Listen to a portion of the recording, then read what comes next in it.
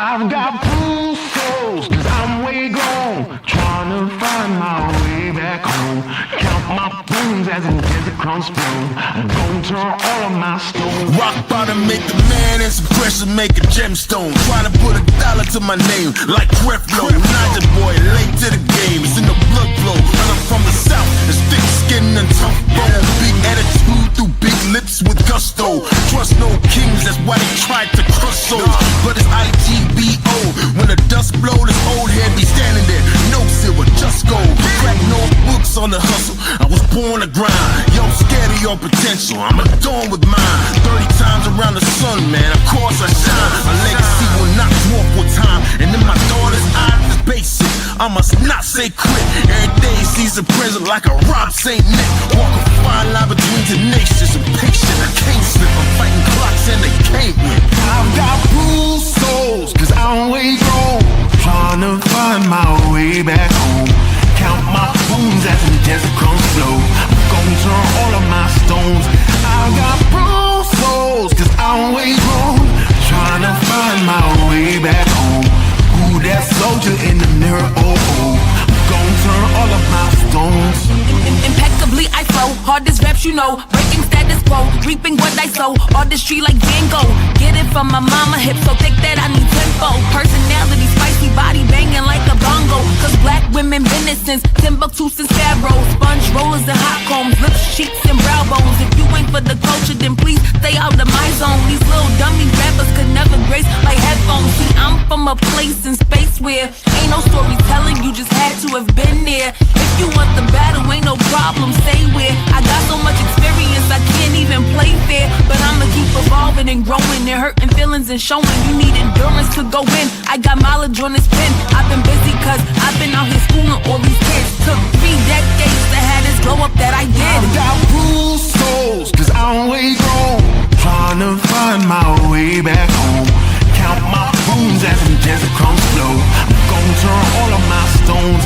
I've got bruised souls, cause I'm way gone, trying to find my way back home. Who that soldier in the mirror? Oh, oh. I'm gonna turn all of my stones.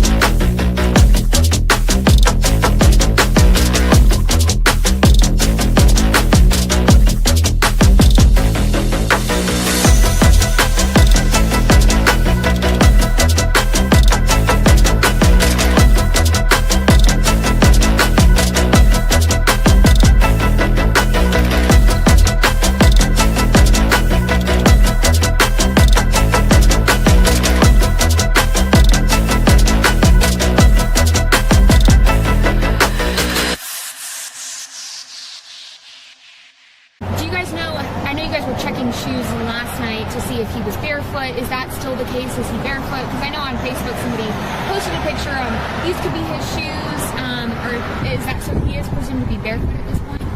What I can say is that his mom says all of his shoes are accounted for at the house. I'm not going to say that he's barefoot. All right. Allegedly! Hello everyone and welcome back to my channel. This is Lady Freedom here coming at you with another raw narrative. Here's a brief disclaimer for tonight's show. Let's watch. That's ignorant!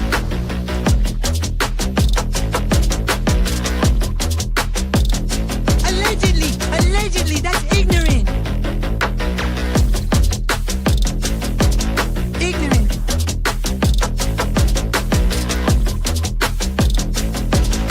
Judgment, Aslı. Oi, you read my thoughts. You've got the shinin. You mean shining? Shh, you wanna get sued? Judgment, Aslı. You just use that shin of yours to call me and I'll come a-running. But don't be reading my mind between 4 and 5. That's Willie's time. Hey, yo, boss. I love him when he does that.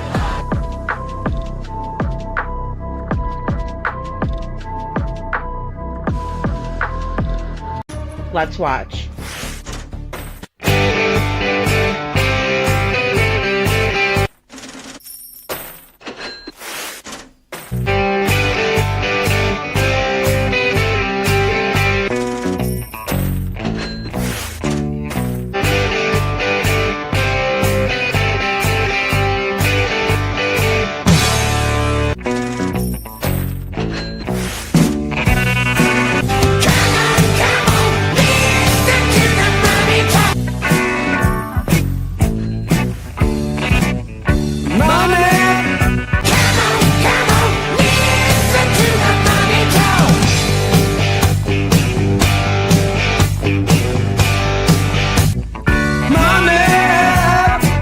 Don't get me back to good bullshit.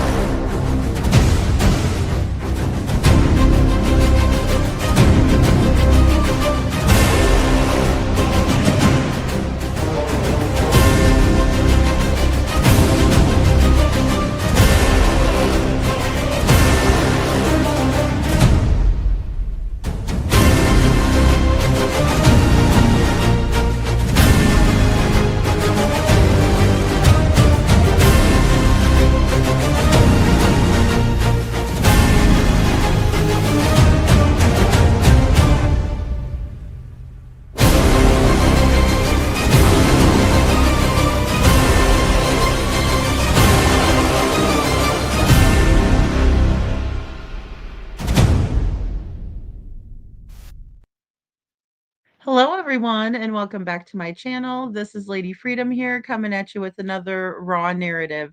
And it's so good to see all of you tonight. Thank you for being here for the late show for Night Court, where we get to voice our public opinions. Hey Chuchi, thanks so much for being here.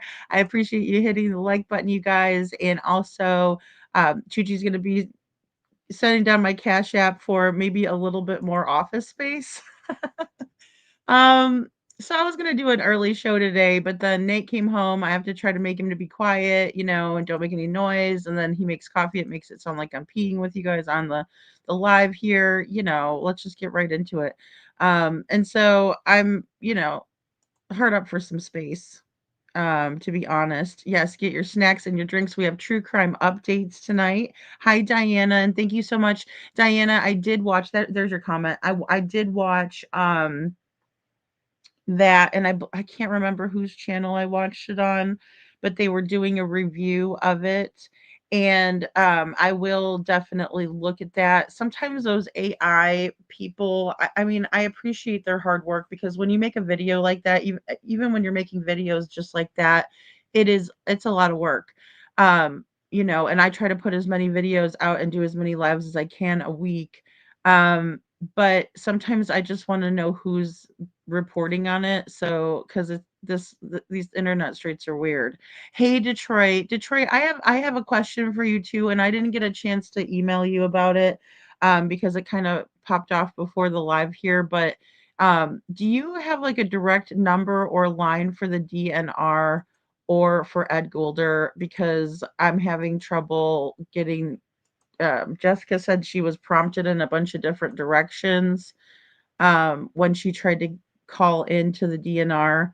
Um, and I'm like, we just need to get his flyer over there. And then with Ed Goulder, hey, Bo.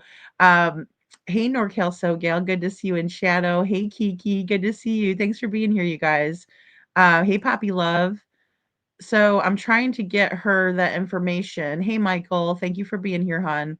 And yeah, we're starting a new case as well, guys. That's why there are eagles in the chat for Zachary. So Zachary's aunt Cindy was in our live stream last night that I dual streamed with Jen, Astrology for Mystics with Jen. And we did a panel with Canine Jules, and oh, there she is. There's our Jen. Hey, Jen. And so, thank you for the super sticker, Jen. You don't have to send those. Thank you, though. Thank you, thank you, thank you. Um, but yeah, we were up there with Canine Jules, and Canine Jules told us some awesome information. So tonight we're talking about Devlin and Sebastian. We're going to start out with Sebastian because he has some interest in news. They did not show the photo, and I honestly didn't even see the photo of the sighting of Sebastian. But it was not him. Just to kind of, spoiler alert, it's not Sebastian, just for anyone who's wondering out there. And thank you to anybody who got that right over to law enforcement so it could be, disproven or proven to be him. Canine Jules said something interesting in my live last night, and I'm going to make you guys go back and watch it. Because it was such a good live, and I think for all of the cases involved, it was a really good live. So go back and watch it, please. But she did mention that there are some good things coming in the Sebastian Rogers case. Things are heating up in terms of them finding out what happened to Sebastian.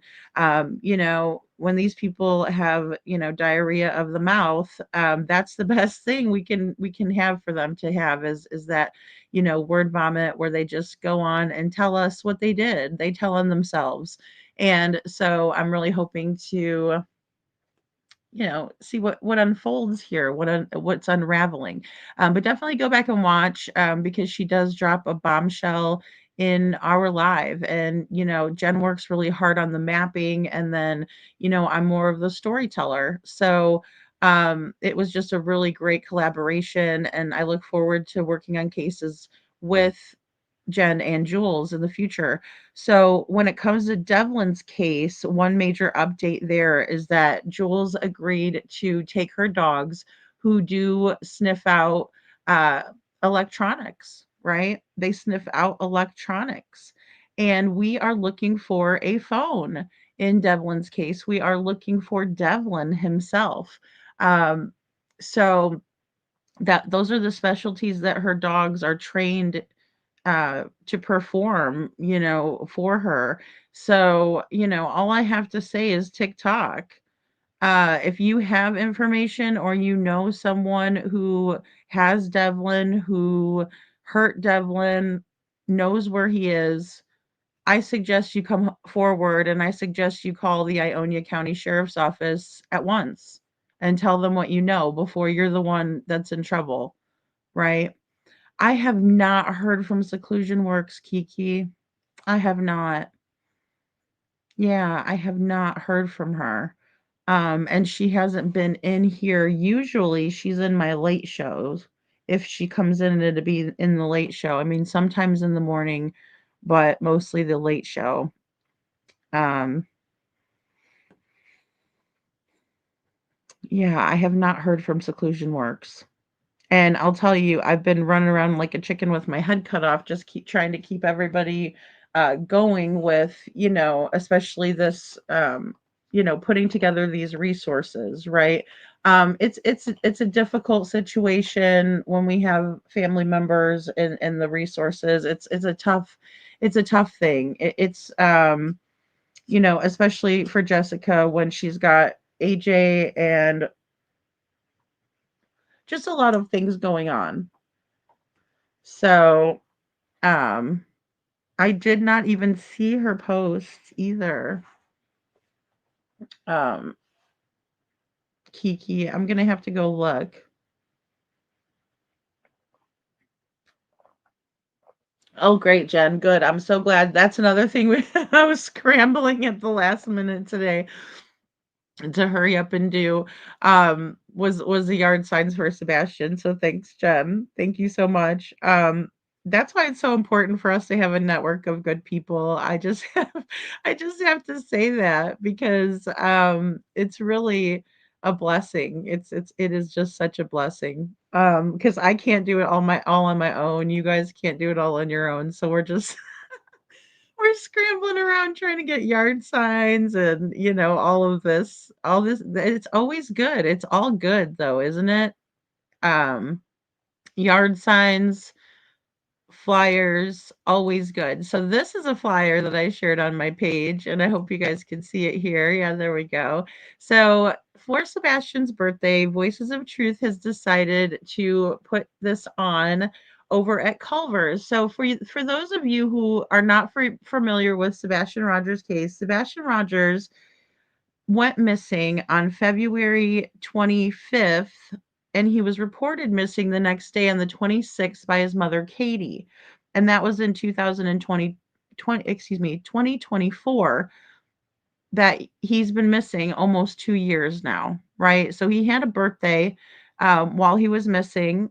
So he was 15 when he went missing. December 7th is his birthday and he turned 16 and now we're approaching the 17th birthday. So they are putting this together for Sebastian, right? And I'm going to read you the news article, but this is what it is.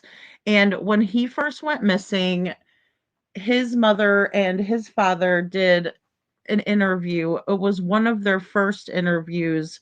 They went to YouTube first and went to a friend slash family, their family, who they knew already had a channel, and they gave the story there. Well, then they were interviewed by Holly Thompson, by the local news, and that was 8 days into Sebastian being missing. It's an infamous interview, and Katie starts to show us her very odd personality, telling us that, Sebastian loves Culver's, that he can walk there. He knows how to get to Culver's.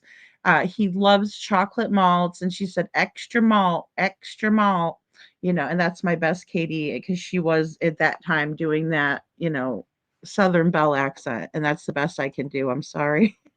But yeah, extra malt.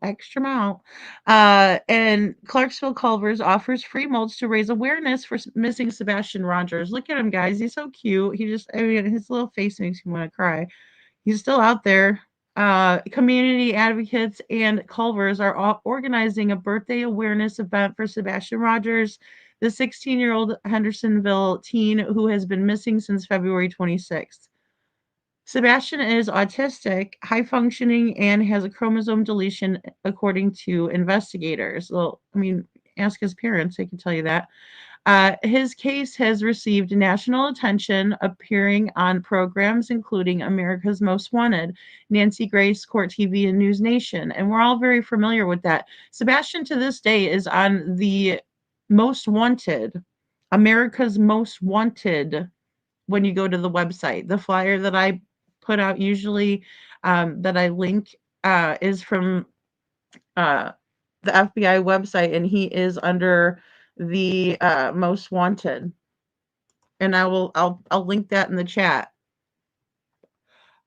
This is something that I was wanting to talk about for a while, because it's always kind of bothered me, and especially when I link it down in the chat, it it just kind of glaring at me, you know. It really is. It's just glaring at me. Um, One moment here.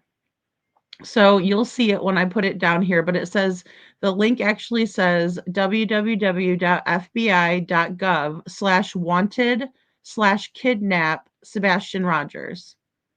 Okay. And when you go and you click on this link that I'm about to drop for you, you will be able to see that he is under the most wanted. He is one of America's most wanted. Sebastian Rogers. This guy right here. This cute guy right here is one of our most wanted. Why does it say kidnap? Does the FBI think that Sebastian Rogers was kidnapped? It's interesting. But yeah, go ahead and click on it so you can see he's still under the most wanted. So Voices of Truth, a nonprofit advocacy group who we know well, guys. That's our those are our friends over there, and that is Hindsight, BMW Coupe, and Mama Marissa. And sometimes Trent, our friend Trent. So fantastic job, guys. Well done. And thank you so much for doing this for Sebastian. It's very, very special. And we all know how special it is. And hopefully, everybody that receives a free malt that day will understand and become familiar with Sebastian's case if they're not already. So, hey, Lori, good to see you, honey. And then also, it's very interesting, isn't it, NorCal SoGal? It just glares me in the face every time I drop his link that I'm like, why does it say kidnapped and why is he still on the most wanted list? Sebastian Wayne Drake Rogers, wanted/kidnapped, you know? And I mean, they don't have a wanted out for Devlin, and he had court and he missed court. So, but this part's fantastic, isn't it, Lori? I know, I know. I don't know, it gives me a great feeling inside to see it. And so, I wish I could go to Culver's and get a malt that day. So either way, so Voices of Truth, a nonprofit, and this again, this is what I want to point out with this again.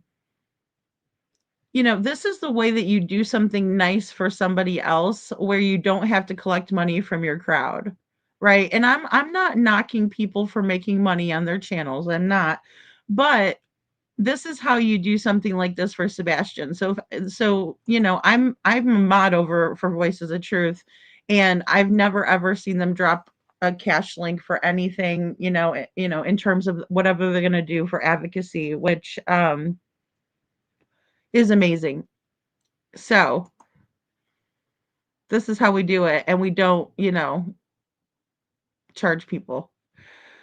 In fact, they're giving something away, which is a free malt, right? And most of you will probably get extra malt if that's your thing. Voices of Truth, a nonprofit advocacy group that has been sharing updates on weekly live streams, is partnering with Culver's in Clarksville for Culver's Cares, a public awareness birthday event on Sunday, December 7th, Sebastian's 17th birthday. The restaurant will offer free malts and distribute FBI missing persons flyers. Advocates say malts are one of Sebastian's favorite treats. He likes extra malt, according to his mother. Organizers hope the event will help keep Sebastian's case in the public eye. For more information on this event, see the flyer below. Sorry, we couldn't load this emblem content. Anyone with information is urged to contact Sumner County Sheriff's Office or the Tennessee Bureau of Investigations. I would probably contact the FBI because there is a $50,000 reward through the FBI, not through the Sumner County people. Thank you, Jen. And also, they don't think it's foul play, and they're still looking for Sebastian in the walls or maybe in their office. Maybe they're busy doing some type of, heat-seeking signature in their walls or something still. I don't know what they're doing. They get their heads up out of their asses and we could probably solve this very easily. The FBI is offering a reward. Thank you, Jen. I took the words right out of my mouth. A $50,000 reward for information leading to the whereabouts of Sebastian Wayne Drake Rogers, who was last seen February 25th, 2024, in the area of Stafford Court, Tennessee. Right, and then we have footage of Sebastian at Texas Roadhouse. Right, so we see him getting into the car, physically getting into the car with his mother, Katie. Extra mall, extra mall. NorCal, SoCal. That's cute. That's cute. Hey, little Miss Sharon, good to see you. Such a great thing, and such a great way to celebrate Sebastian. And who knows, what can come of this kind of awareness, because somebody getting a free malt out of this, that perks up people's attention. It's a very smart strategy, and I love it. Moving the chess piece forward.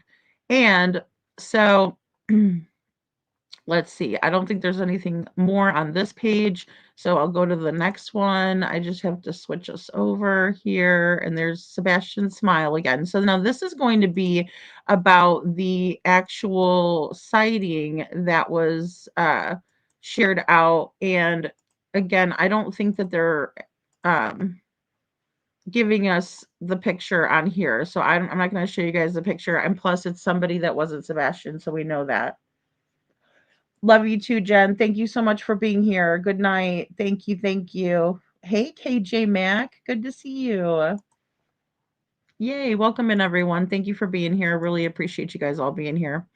Okay. So we have Sumner County Sheriff's Office.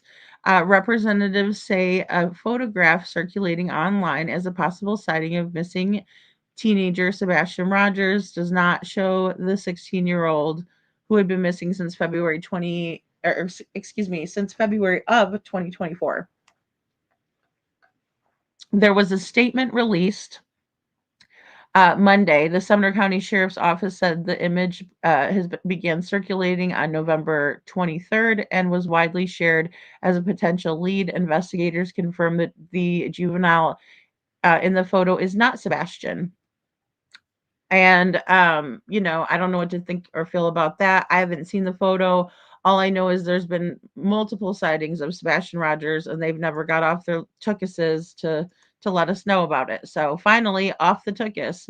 Maybe maybe they were done looking for Sebastian in the walls, and they decided to actually let us know that one of the leads was not Sebastian, because we've never ever been able to hear back from them about any of the other possible sightings. One was extremely close to looking like Sebastian. Sebastian Rogers, an autistic and high functioning 16-year-old from Hendersonville, Tennessee, has been missing since the morning of February 26th. Well, that's when he was reported missing. February 26th, 2024, by his mother, Katie. She called the police on a three-way call, but she didn't call 911. They called their friend at the local sheriff's office, in my opinion, and reported Sebastian missing to them. I mean, that's my first clue that it was premeditated. His mother reported him missing after going to wake him up for school and discovering he was not in his room, according to authorities. There has been no confirmed trace of him leaving his home. Right, they were looking for him in the walls. An Amber Alert was issued on February 27th and remains active. The FBI is offering a $50,000 reward for information leading to Sebastian's recovery, with an additional $450,000 reward posted by At Night. Well, that they have a $500,000 reward posted by At Night and One World Dog the Bounty Hunter Chapman. Authorities continue to urge the public to submit credible information. And here is this release. Let me go ahead and share this. Give me a second. There we go. All right. And for people that don't like social media, it's funny that their link takes me right here to the fucking social media on Facebook. Sorry, late night show. Late night show. Hey, Joe. Welcome to the late night show, Joe. All right. I mean, but it's quite ridiculous. So I guess we could all see this. And sorry if it's little. Sumner County Sheriff's Office posts 10 hours ago for immediate release November 24th. Sorry, my table creaked. 2025. The Sumner County Sheriff's Office is aware of a photograph that began circulating on 11/23/25 as a possible sighting of missing juvenile Sebastian Rogers. The juvenile depicted in the photograph is not Sebastian Rogers. If you believe you have seen Sebastian or have information related to his disappearance, please contact law enforcement immediately. There you go, Katie. That's your part right here. You listening? You have information on your son's disappearance, don't you, Katie? Give him a call, right? The number is still the same, 615-451-3838, right? Or you could just call 1-800-TBI-FINE. And Katie, I know you're old enough to remember when we had to use the phone like that back in the day, right? So why don't you give a call or try 911 this time, Katie? You could always call the emergency number at 911 and let them know what you know about your son's disappearance. The Sumner County Sheriff's Office remains dedicated to the ongoing efforts to locate Sebastian, yada, yada, yada.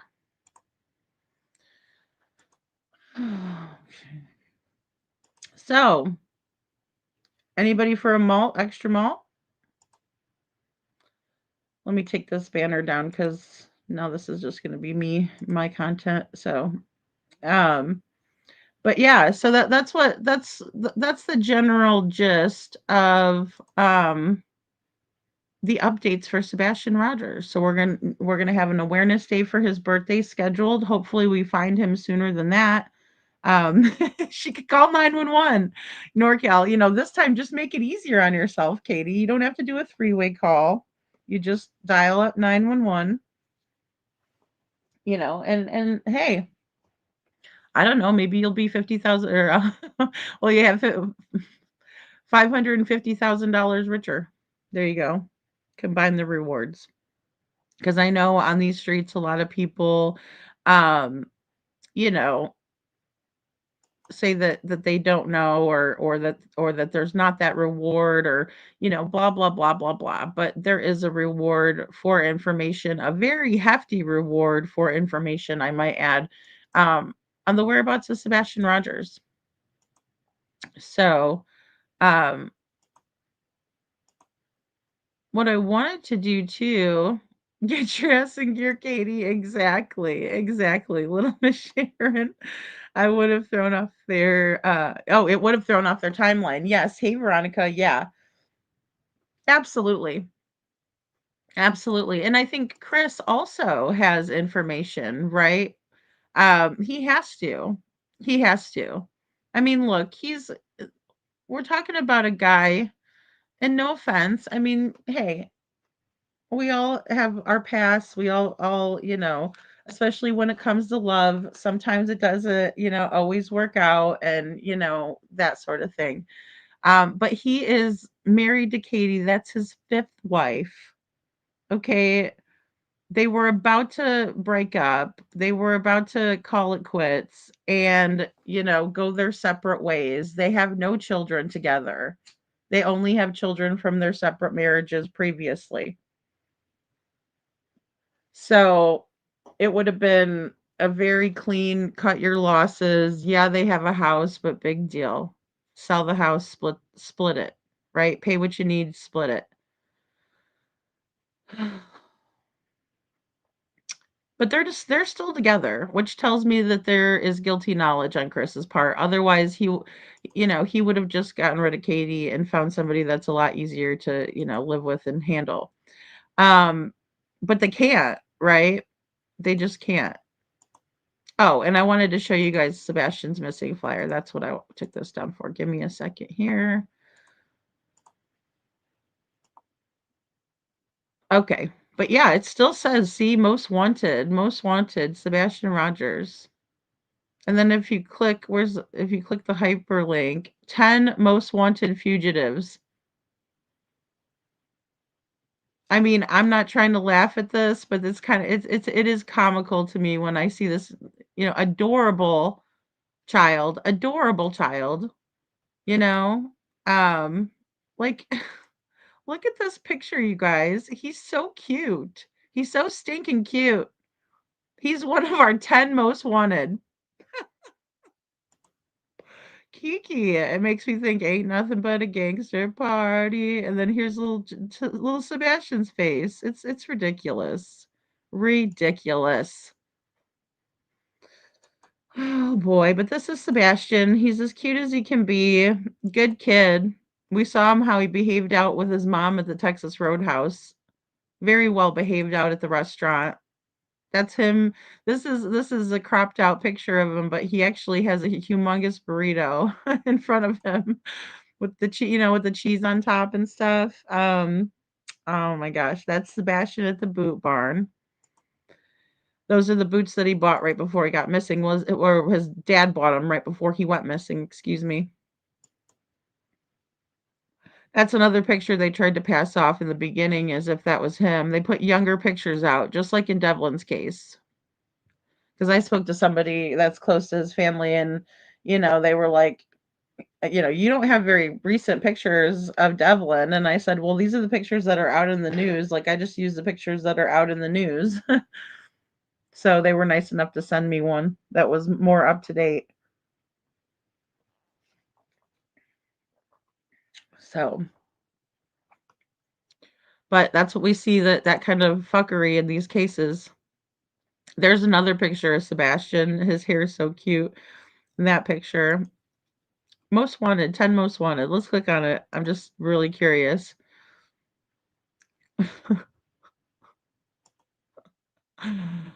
Wow. Everybody watching this? Everybody see this? I mean, these are like terrorists that are wanted, right? Terrorists.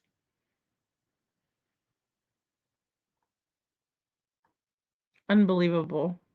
It's weird. It's funny, what you find, I should say, if you dig a little bit deeper in things. Yeah, absolutely weird to me. That's very bizarre. Um,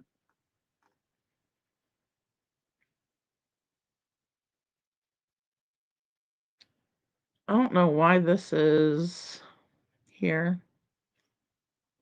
Oh, okay, featured news. Okay, never mind. I'm like Stefan. Okay, Stephanie Darman, or excuse me, Stephanie Damron is somebody that we've talked about on the show.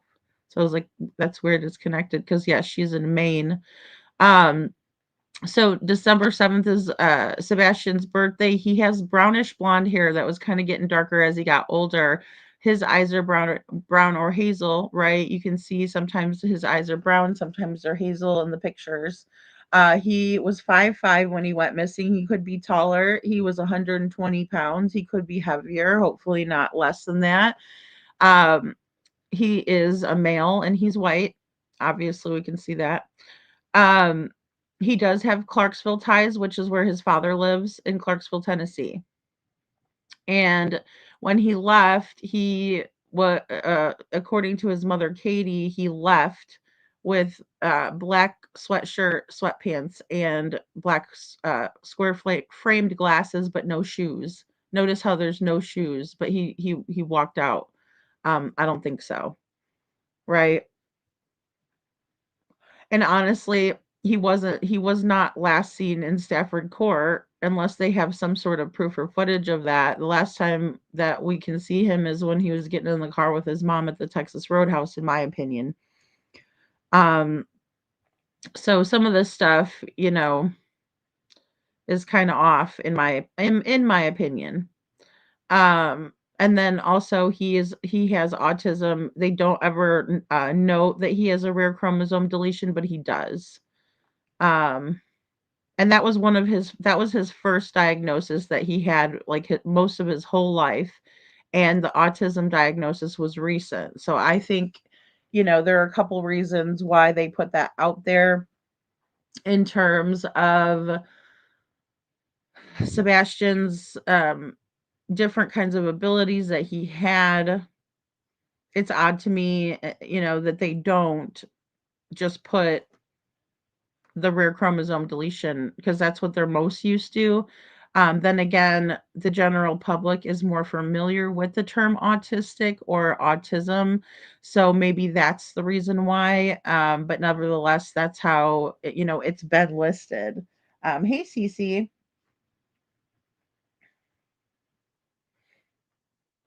So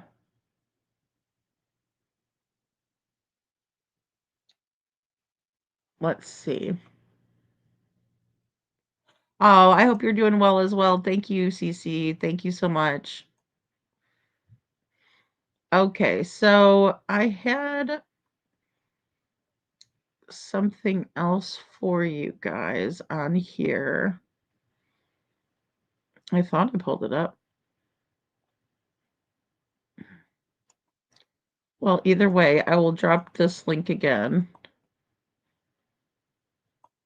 So that way you guys have it, and then you can print this flyer out, pass it out, share it out on your social medias. That's the best way to do it. Email it around to people, to raise awareness and to also let them know, Sebastian is still missing, because every single day these kids come up missing or people go missing, and it's just people can, just to quote Katie, fall to the bottom of a feed somewhere, and we don't want that to happen to Sebastian ever. And that's why it's so important to get Devlin's flyer out there, because he has not gotten anywhere near the coverage that Sebastian has gotten, but there are reasons why, right? Nobody was doing this sort of thing in the beginning. So it's very difficult to kind of backtrack. Hey Gina, I know. I don't know why that took me back because I haven't gone and like scrolled through the page of this. I'm always sharing the link from this, but I don't always like go in and look at it. And I've been meaning to do that with you guys because, I mean, it's just odd. He's on the most wanted kidnapped kind of, part of it, not runaway. And they just don't put out that kind of a money for a runaway, right? Because they're out there somewhere and we figure they're going to turn up one of these days. And then when they're older, like someone like Devlin, you know, he was given permission by a judge to be, his own caregiver, his own guardian, so to speak. And so with that, nobody was really responsible for Devlin besides Devlin, which is a shame in one way to look at it, but another way to look at it is that with Devlin not being a minor, that means that a lot more people can advocate for him, right? Like because his family's not, in my opinion, they're fighting in Facebook. They're focusing on the wrong crap. They're when you give them, you know, a flyer to share, they're not sharing it. That's a problem for me. That's a major problem for me. Another thing that I wonder about is the medications for Devlin, you know. And when it comes to Devlin's story, I want to show you guys this. If I just type in Devlin Tait missing, oh, I don't know why that's there. Flyer.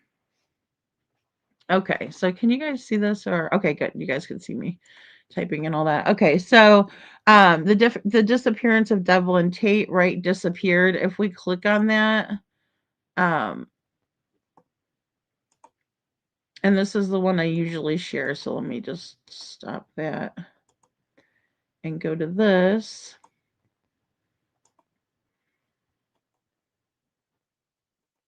Okay, great. You guys can see that.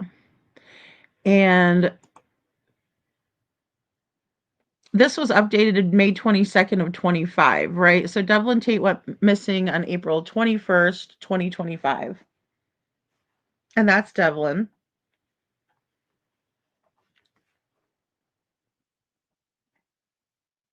So Devlin Tait was 18 years old. He had a birthday where he turned 19 in September. So he's missing out of Lake Odessa, Michigan. He's still missing. This case information says 18-year-old Devlin Tait was last seen in Lake Odessa, Michigan on April 21st, 2025. He disappeared after leaving his home for his daily walk that morning. And we all know that's not the whole story.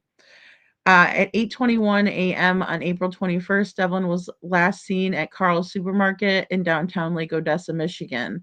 He bought some groceries and hadn't been seen or heard from since. Now, this part. Hey, Magic Star, with this part, I am beginning to believe that Devlin may or may not have been seen at 8:21 a.m. at the grocery store. Mainly because I have never seen it with my own 2 eyes.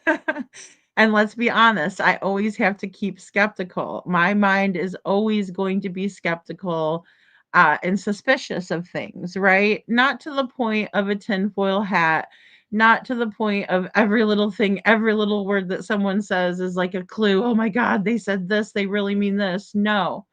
No. That's not what I do in my brain processing it, but I just think that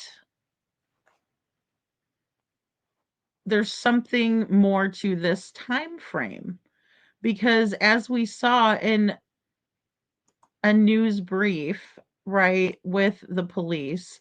Now, Ionia County Sheriff's Office holds jurisdiction in Devlin's case. And I don't know why they would come out and say this exact same time, and I'm going to show you this. So just bear with me on it. Here it is. Boop, boop, boop, boop, boop. Okay. So let's do this. Whoops. All right. So right here we see this story that he, went to Carl's and bought something at 8:21, but the police didn't say that. The police are saying something completely different. And here it is. The police are saying that Devlin Tait was last seen leaving his home for his daily walk to the stores in Lake Odessa on April 21st at 8:21 a.m. Right? So my face is like this guy right here, where I'm like, "Huh?" Right? Cuz I'm like, "What is going on?" This is Ionia County Sheriff's Office. Missing person, right? Lansing, WLNS. Did you guys get your information wrong? Who got the wrong information? Was it you guys? Was it the police? Or do we just believe every single thing the Tates say and take it for gold? Because I certainly don't. I certainly don't take anything his mom says for gold. But somebody got misinformation here. Hey, Chuchi, thank you, Chuchi, for gifting a membership. That's so sweet of you. If you got a Lady Freedom's Raw Narratives membership, please say thank you to Chuchi and welcome to the Dragon Tribe. Oh, Shauna, thanks so much. Hey, Shauna, good to have you here. And thank you so much for gifting a membership as well. And please thank Shauna and welcome to the Dragon Tribe. How cool is that? You guys are awesome. So this is what's really bothering me is right here. And it's been bothering me since we found this, right? Because we were looking around for information.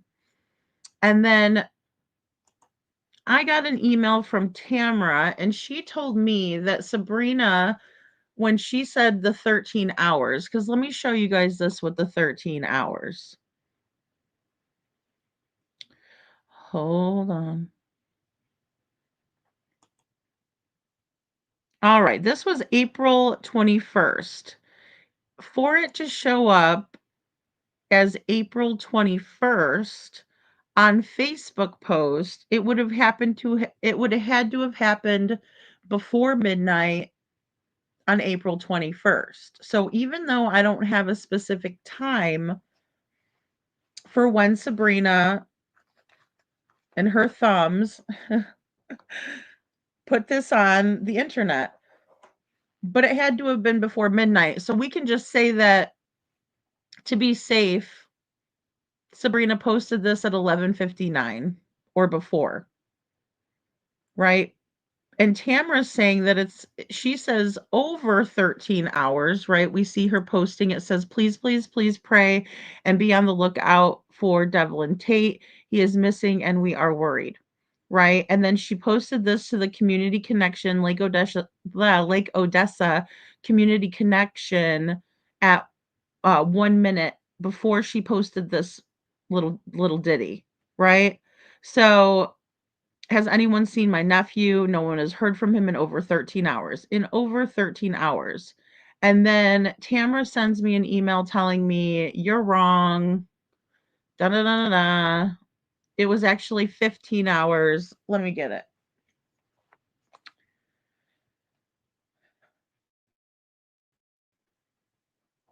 She said that she's very good at math and that she could calculate this for me, which is all good. I appreciate the help. I could use all the help I can get. All right. So, there it is. All right. This is what she says. I want you to know that I have been in contact with Carl's supermarket and the Lake Odessa police chief, and I'm not going to name the chief, right? Y'all can Google it, y'all, and find the chief. Because I don't want this chief getting any, flack yet. To try to clear some things up for you, right? How nice of her. That is really mighty kind. Devlin left home at 7:28 a.m.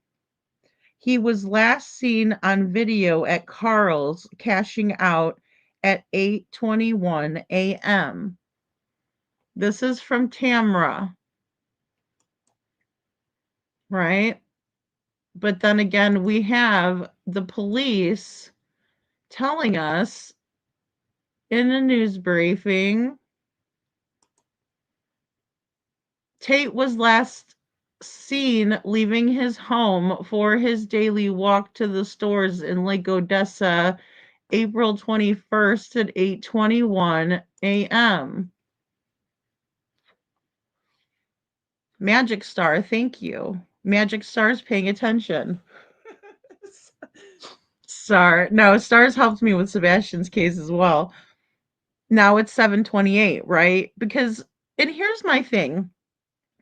Sabrina comes up here, she tells me Lady Freedom at 7:25 in the morning. I say, okay, wonderful. And then Tamara's in the chat and she said it was 7:35 Lady Freedom. And I said, okay, that's a discrepancy. Now, guys, a 10-minute, discrepancy or the 3 minutes doesn't bother me. But, Star, but, hey, Lil Red, but what does bother me is that it's like, no, this is specific, right? And down to the minute. Now, the Lake Odessa police don't have any reason to lie about anything, right? They don't have any reason to be deceptive. They don't have any reason to try to pull the wool over the public, our eyes, right? So why would they say that he was leaving his home at 8:21? That's very specific. But now here's Tamara, and she's told everybody that he is left Carl's and cashing out at that time. She says, I got a call, excuse me. She says, I got a call that Devlin was seen around 8 a.m. by a McDonald's coworker looking in the dumpster behind Family Dollar. I suspect he was looking for cans to turn in at Carl's. Now, rewind to when Tamara was on Crime Time Buzz, and she tells Jay this very story. And we were talking about this in Devlin's case as well. I think she might be a mathematician. NorCal, SoCal.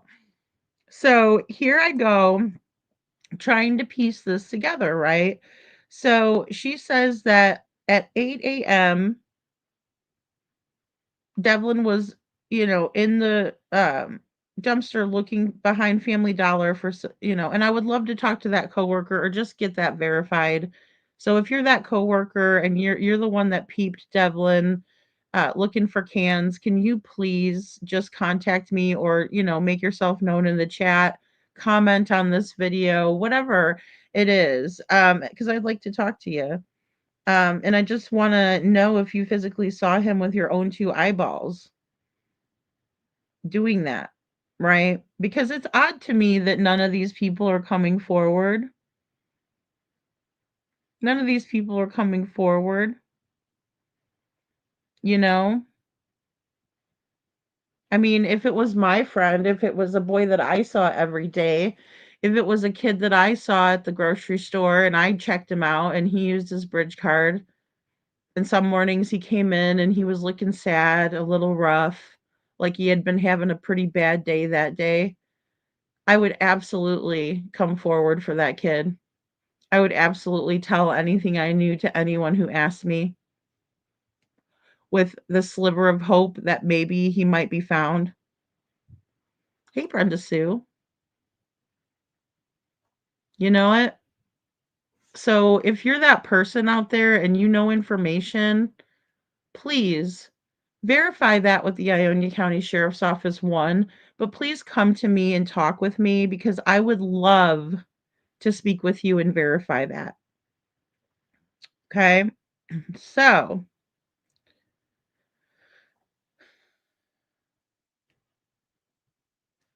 she says, Tamara goes on to tell me in this email, Carl's no longer has footage from that day per Merle.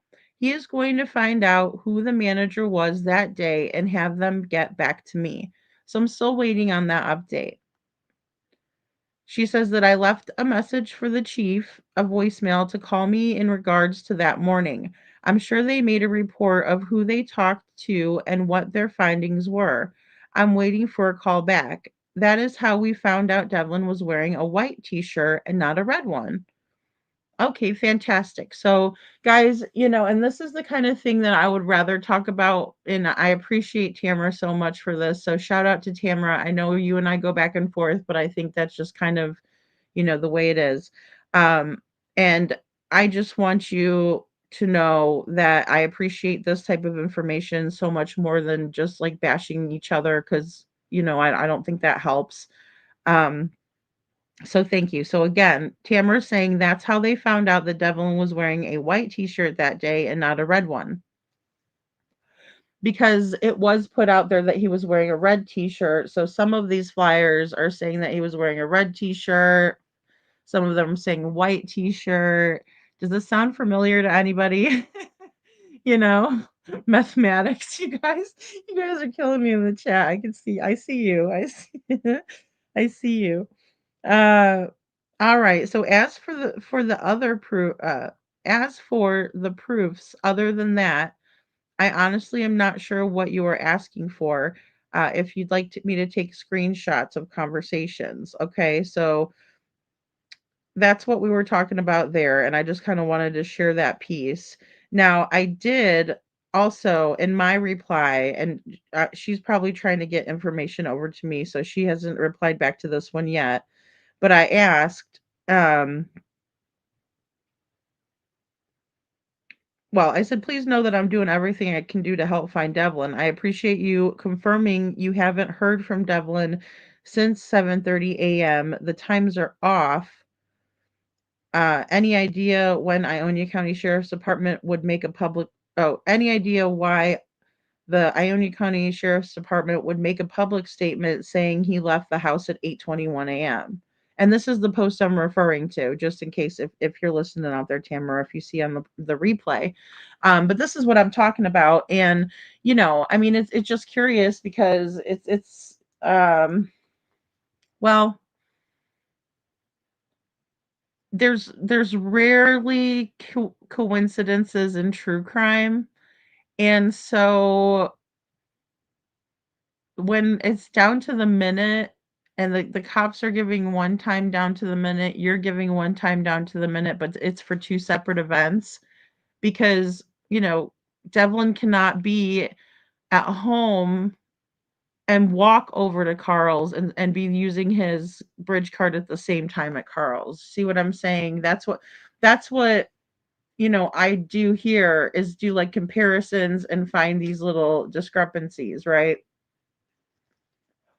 And and I have a lot of people who help me do that all the time. They'll send me something and say, "Lady Freedom, look at this." And that's how we found this, right? They said, "Look at this." And highlighted this for me and said, "See?" And I said, "Oh, snap."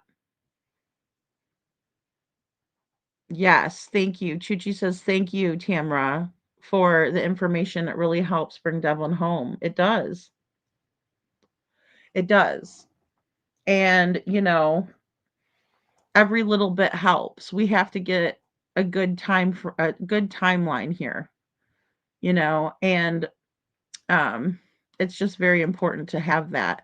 But then, oh, that's the part that I must have skipped over. Sorry. I just didn't want to go into because it does always kind of go back to the fight between the two, the battle of the moms there, which we hashed that out the other night. Maybe we could here. This is this is my artistic expression of that I've kind of had it with the moms thing. I don't know. Oh no, this isn't that one. I have it in the other one. Um but yeah, it's not in this one. I'll have to show you guys the battle of the moms. So let's see, because the way I look at it, guys, it takes a village, and when I see a child that's like in need of love, you just give them love, right? You be a friend to them. You see they don't have a bike, maybe you could spring for a bike at Walmart. You know what I mean? Do little things nice for these kids when you see the need for them, right? Or if it's a little kid, I remember there was this one little girl, and she used to always love to come by because she knew every day at the same time I walked my dogs and she would just want to come with me on that walk. And she'd say, "Can I hold one of the leashes?" And I'm like, "No, they're going to pull you around." And I didn't want her to be, but she really wanted to be helpful. And she was a child that really needed attention. Her mom would be trashed, wasted in her trailer. And you know she would come by, and I even tried to tell her mom, you got to watch her because I mean these kids they don't realize there's bad people out there, and if she's butt wasted in the trailer and her girl's walking around the park, somebody could, I don't have to tell you guys. Let's see, sorry. Here it is. Okay.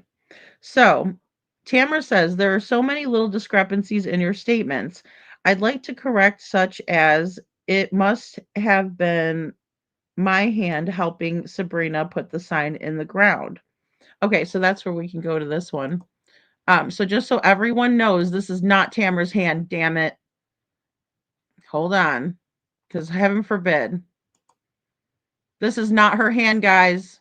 No matter what Lady Freedom tells you, that is not Tamara's hand. Okay, now that we've gotten that off our chest, let's get back to Devlin. All right. She says to me, that was not my hand helping Sabrina put the sign in the ground. It wasn't my hand, as I never helped her put signs up, not even my own. Her time was off. So, does that make her guilty? Not by any means. She was frantically trying to find her nephew. It was actually 15 hours and 2 minutes since he'd been last seen, and we are getting technical. I'm good at math. Sabrina is not. I'm not getting technical. You guys.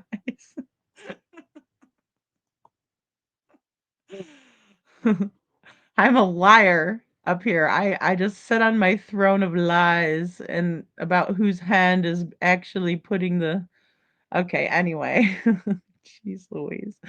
All right, so we're referring to this now again. The real deal, what we really need to get down to. This is the meat and potatoes, whose hand it is. I don't care. All right, so, but I was wrong on that.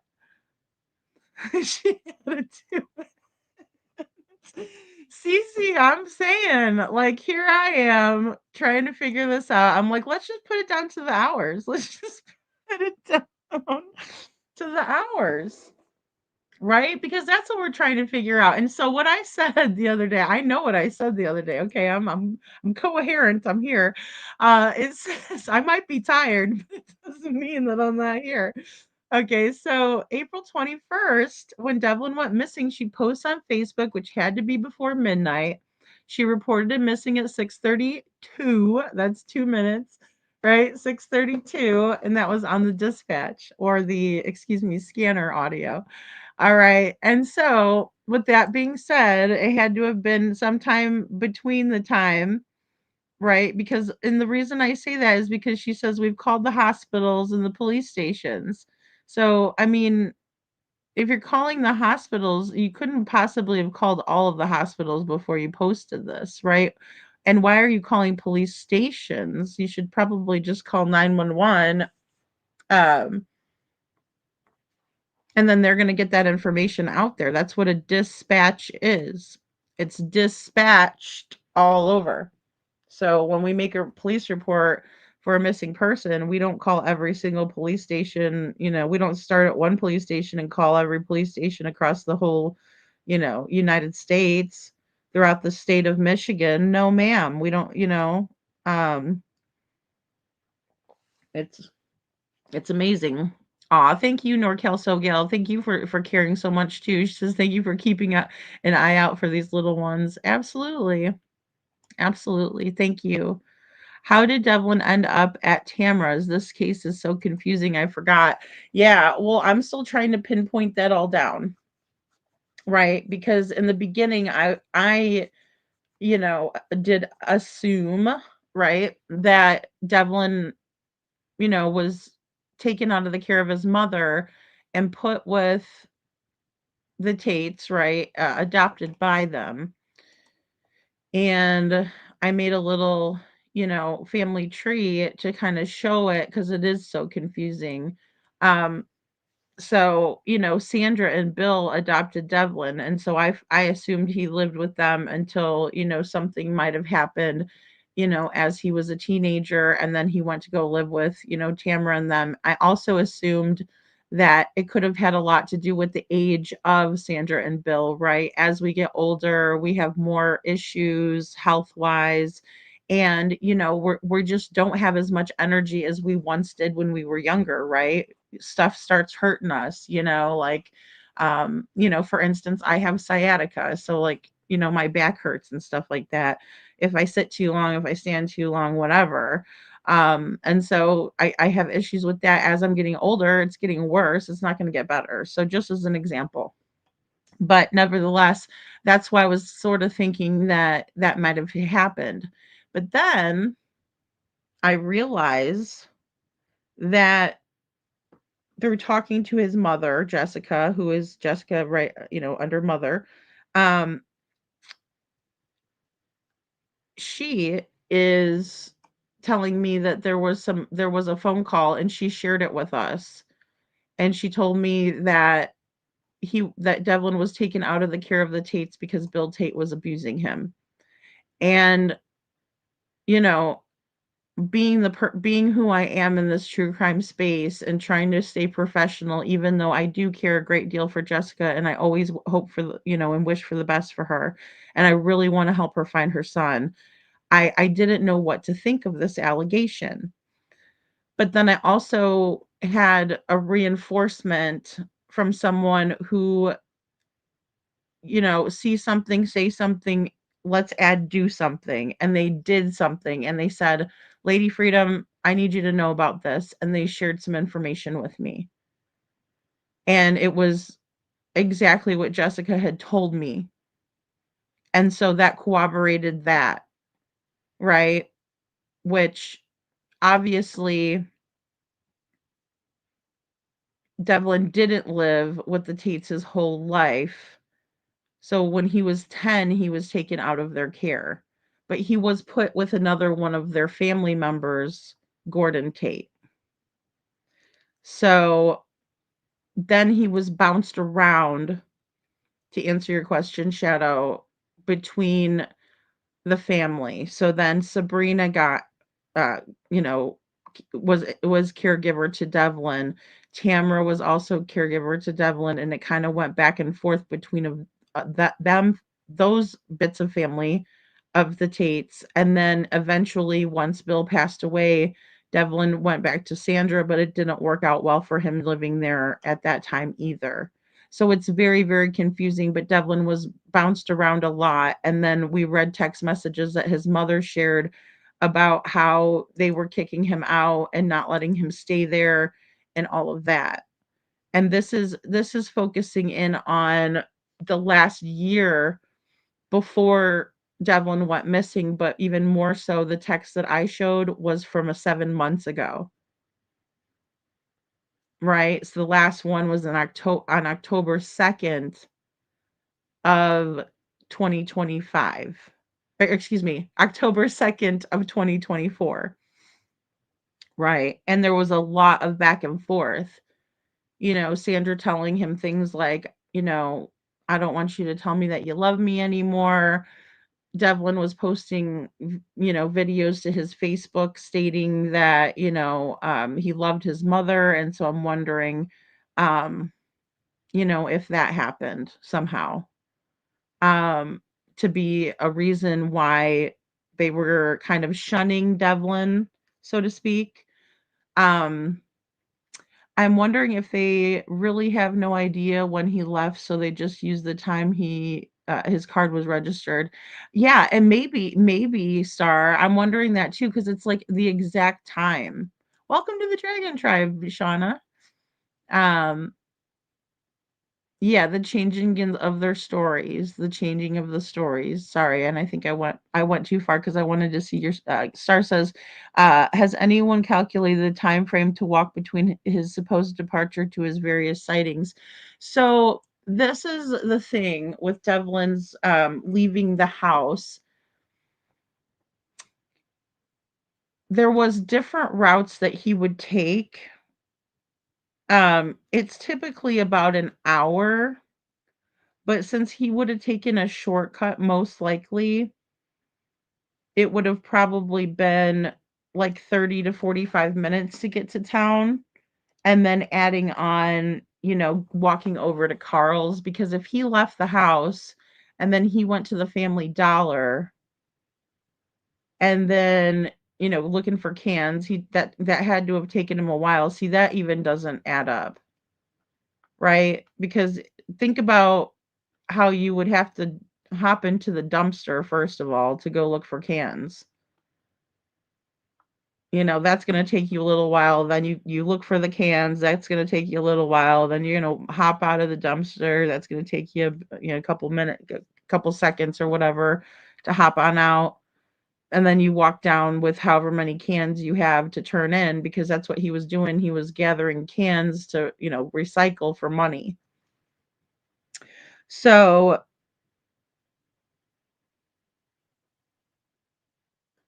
Tamara says it was actually 15 hours and 2 minutes since he'd been seen last, since we are getting technical. So let's just say 15 hours instead of 13, because I had said, during my last live, I told you guys, I said, over 13 hours could be 13 hours and 15 minutes, 30 minutes, 45, right? We can be into 14 hours. Was it 15 hours? And so that's what I was asking the last time. And then, um, I was answered by Tamara just now. Magic Star says another bizarre red flag pattern in these missing children's cases, precise times outside of documented evidence. How many people look at the clock when a household member is leaving and can say they left? Well, yeah, exactly. At 7:28, or it takes 3 hours and 27 minutes to drive from here to there. Exactly. Exactly, Star. I agree with that too. Because you're not going to necessarily look, and according and how the story went is Sabrina said that she woke up and she got her little baby. She told Devlin he's got to get up off the living room floor because that's where he slept, because she's going to get the baby, breakfast and get him ready for his father to pick him up. Well, Devlin supposedly picked up his bedding, put it away, went into the bathroom, used the bathroom, and then didn't say much and left out the door. And then Tamra told me in an email that she went into the bathroom after Devlin.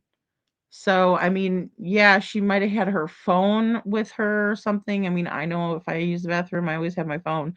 And so maybe she looked at the time, but there's time discrepancies between everybody in the house as well.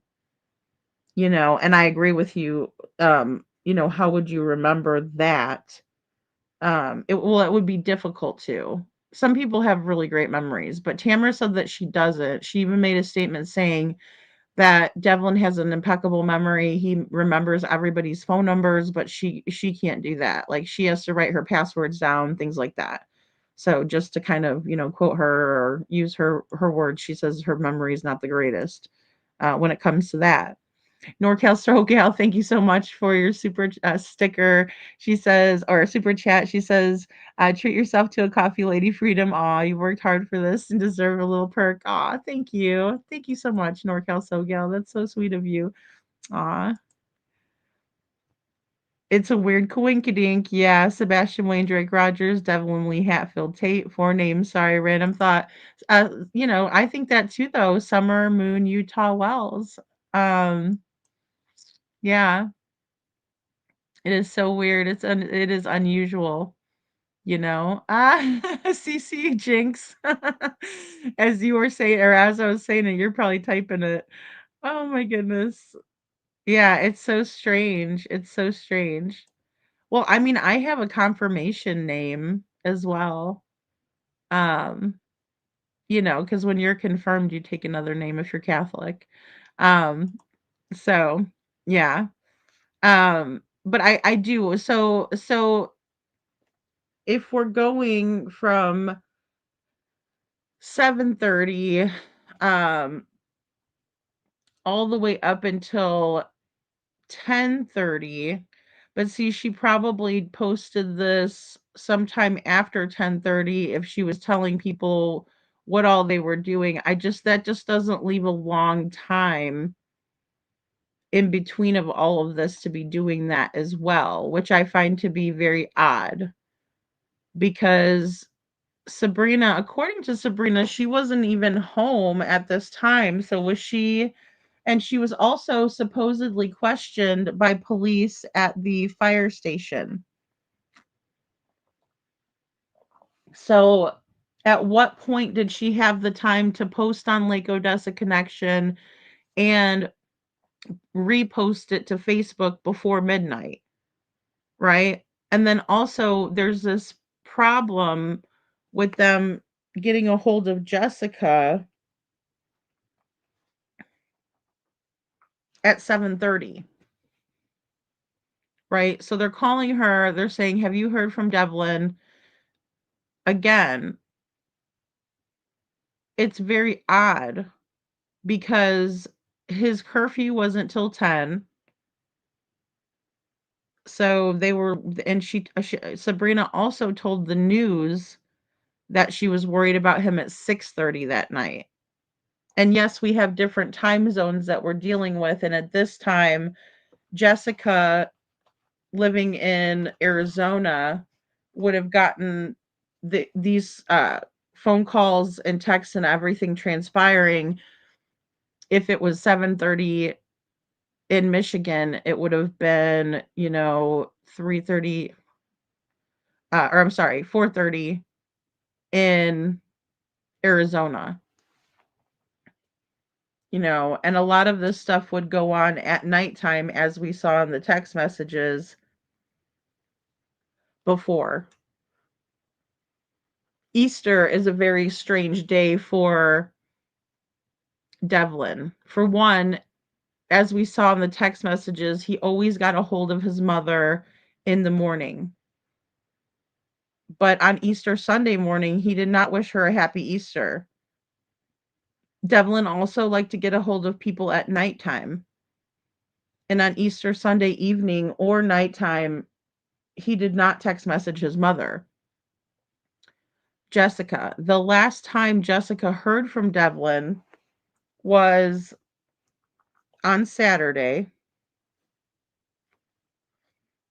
And let me go ahead and look back. Bear with me. Because I know she recently sent it to me yesterday. Okay. So the last text message was Saturday, April 19th at 1:57 p.m.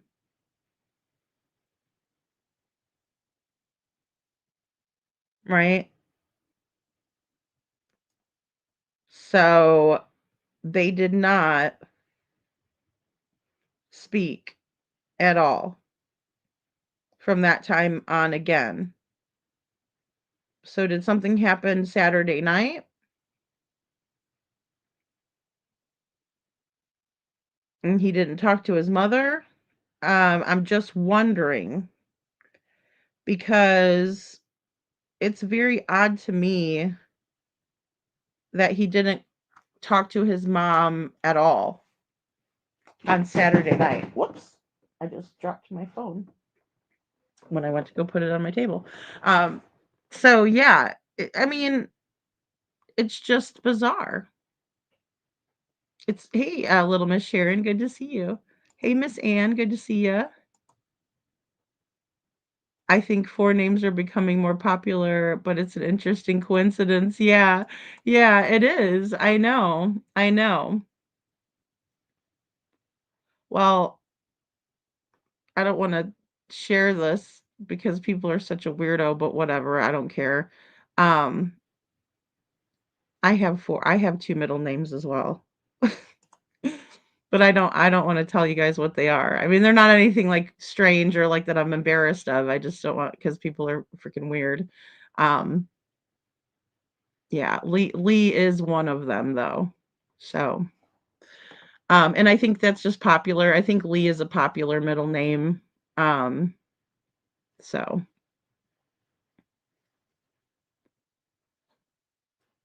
okay, so with this, just kind of going back through over this, I did want to share these other little oddities with you, and we're still gonna kind of try to pin this timeline down. Like I said, um, Tamara said she's working on getting me that information. I trust that she is.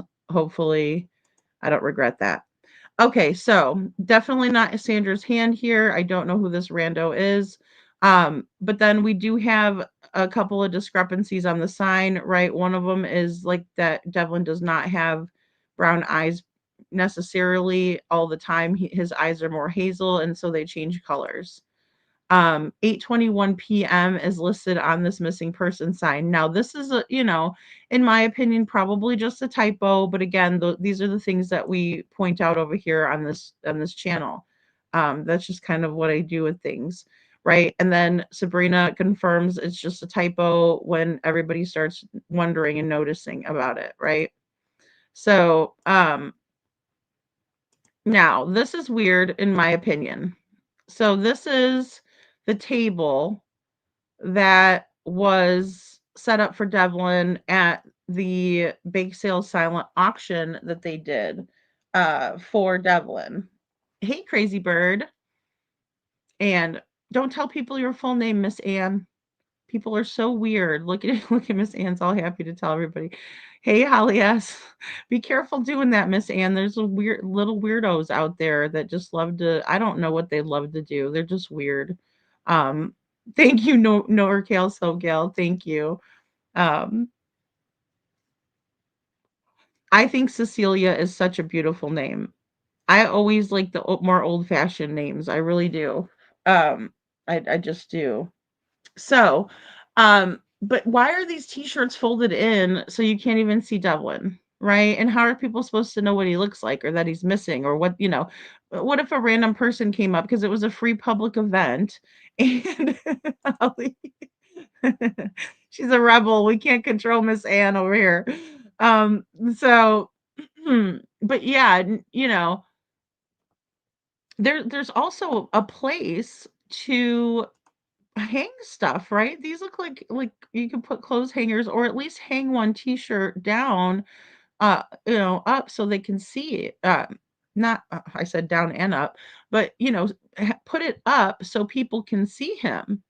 Right? So they can know that he looks like it or what he looks like because, somebody could just come randomly into the fairgrounds and say, "What's this event?" And they can say, "Well, our nephew's missing," or, our cousin or whoever, our brother, whoever is missing, Devlin Tait. And have you seen him? Do you remember seeing him around town? Do you remember seeing him at all, April 21st?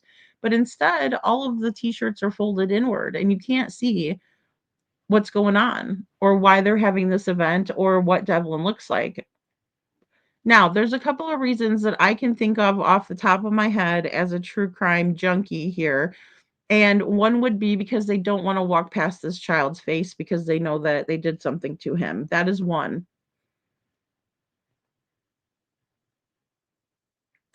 And I just can't shake it, right? Because the minute I saw this, I'm like, it's almost like I thought someone was punking me or asking me, what's wrong with this picture, right? It was like a riddle or something, but it's not, you know.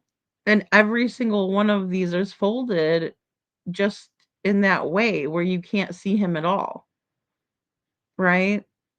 So it's very bizarre. Very, very bizarre.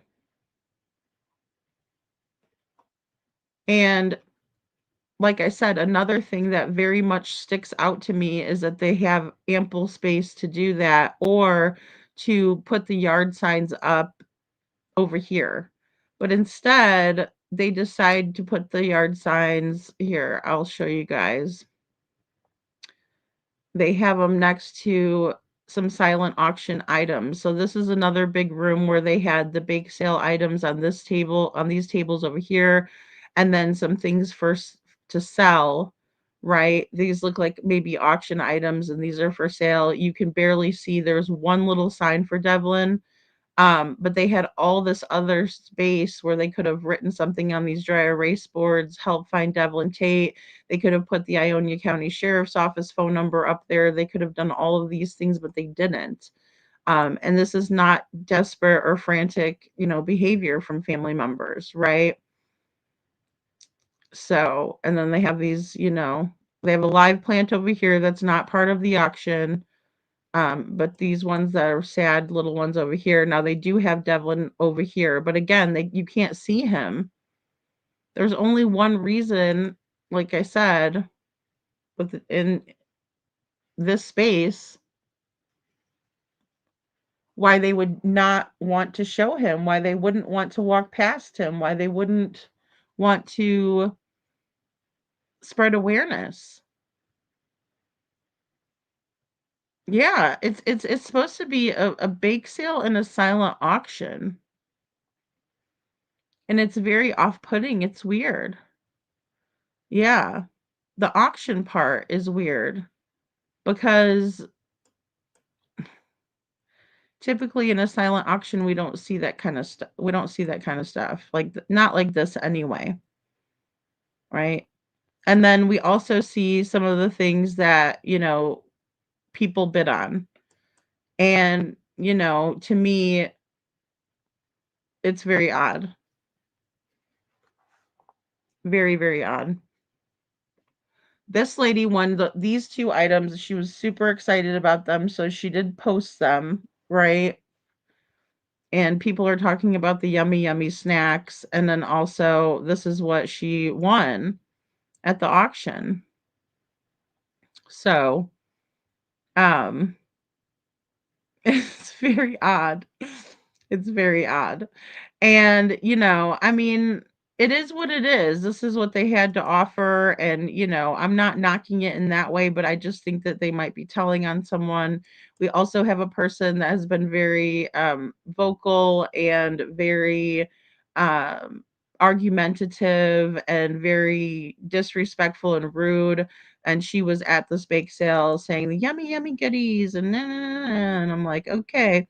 And then days after this event, we have, Sabrina still wanting more money. So she's like, donate to me, donate to this, donate to that. So, and then Devlin's anniversary for 7 months was 3 days ago. And this is the person who also has the money, and her name is Mary Much. And then Tamara's been friends with her for 9 years, or has known her.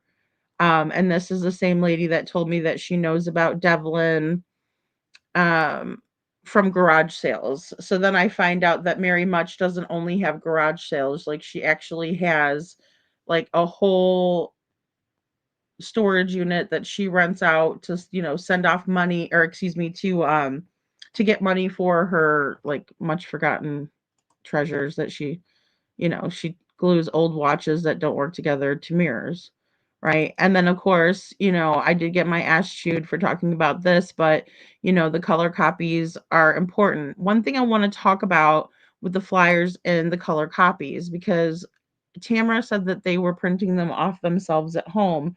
That is, well, most people would think, okay, yeah, that's a good idea. It's way more expensive than going to, say, Staples, UPS, Kinko's, which is FedEx, any of those places. Even the local library would print off color copies cheaper than doing it at home, because I have a printer and I tried to do color copies and I didn't get very far. I probably was able to do 10, and then I needed to go buy another $50 cartridge, two cartridges, one with the color, one with the black, because it doesn't work without them both being, ample ink in it. Um, so yeah, then I would go to the store. So I'd be paying for 10 color copies um of a flyer, I'd be paying $50, right? Oh yes, CC. Oh yes. Oh yeah, I just got that email from Tamara after I posted these 2 videos, the ones that we're gonna kinda go over yet again today. Not in depth like we did when I first presented them, but I just wanna kinda do a recap. But yeah, me and Tamara still talk. We have a very odd relationship. I call it a love-hate relationship. It's very odd. But we haven't broke up yet. We're still together. Oh boy. Give me 1 second, guys. I thought I grabbed me a green tea. Let me grab a green tea real quick.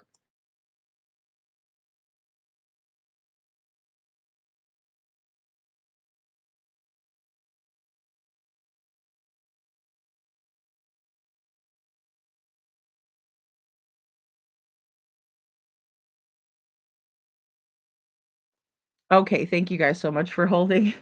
She it's, it's quite the relationship we have, It's like, but, I'm just trying to gather information. Like I've told Tamara before, I'm an innocent an innocent bystander here, right? Just trying to figure this out. Like, don't shoot the messenger, don't get mad. I've also had Jessica get upset with me for things, asking her questions, grilling her. I mean, I'm gonna be doing that, I am. I'm going to do that. I have to do that. Um, it's just part of it, you know. Yes. Oh my goodness. I like Tang too. I like Tang. I haven't had that in forever, KJ, but I love that. Um, yeah, and the thing about these is I'll tell you, I wanted to do awareness for Sebastian, so I printed out 30 copies, one of which I asked the lady, and this was at the UPS store in Springfield, Missouri. And I said, I want, 29 copies of this flyer, please. And I said, and can I have one that you laminate? And she threw the laminated one in for free. She had, I gave her a hug because she gave it to me all it cost, right? So for 30 flyers, one being laminated, it was $8.21, oddly enough. And I asked her if I could give her a hug because I said I'm a hugger, right? And I said, thank you so much for doing this for me. So, you know, when the hard questions come with a missing child, they do, CC, and especially when people are like, hey, this person's doing this or this person's doing this. Well, I can't just nicely ask that question. I have to be a little bit more pointed with it, right? um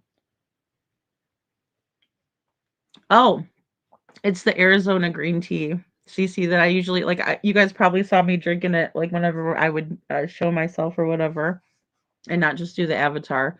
But it's like the cans of, and they're really good. They're like what, 80, yeah, 80 calories. I mean, it's better than pop, but because sometimes I'm like, I need some pop for some, sugar effect.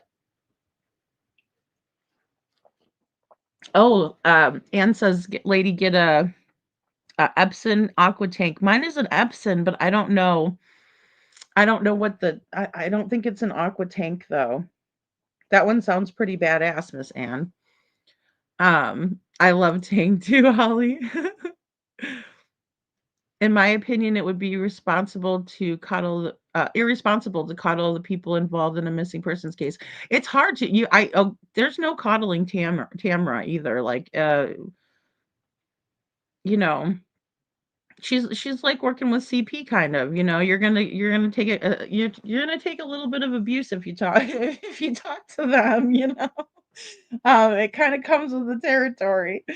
It kind of comes with the territory. And that's all right. It's okay. Like, I understand a lot of people aren't gonna like what I have to say sometimes.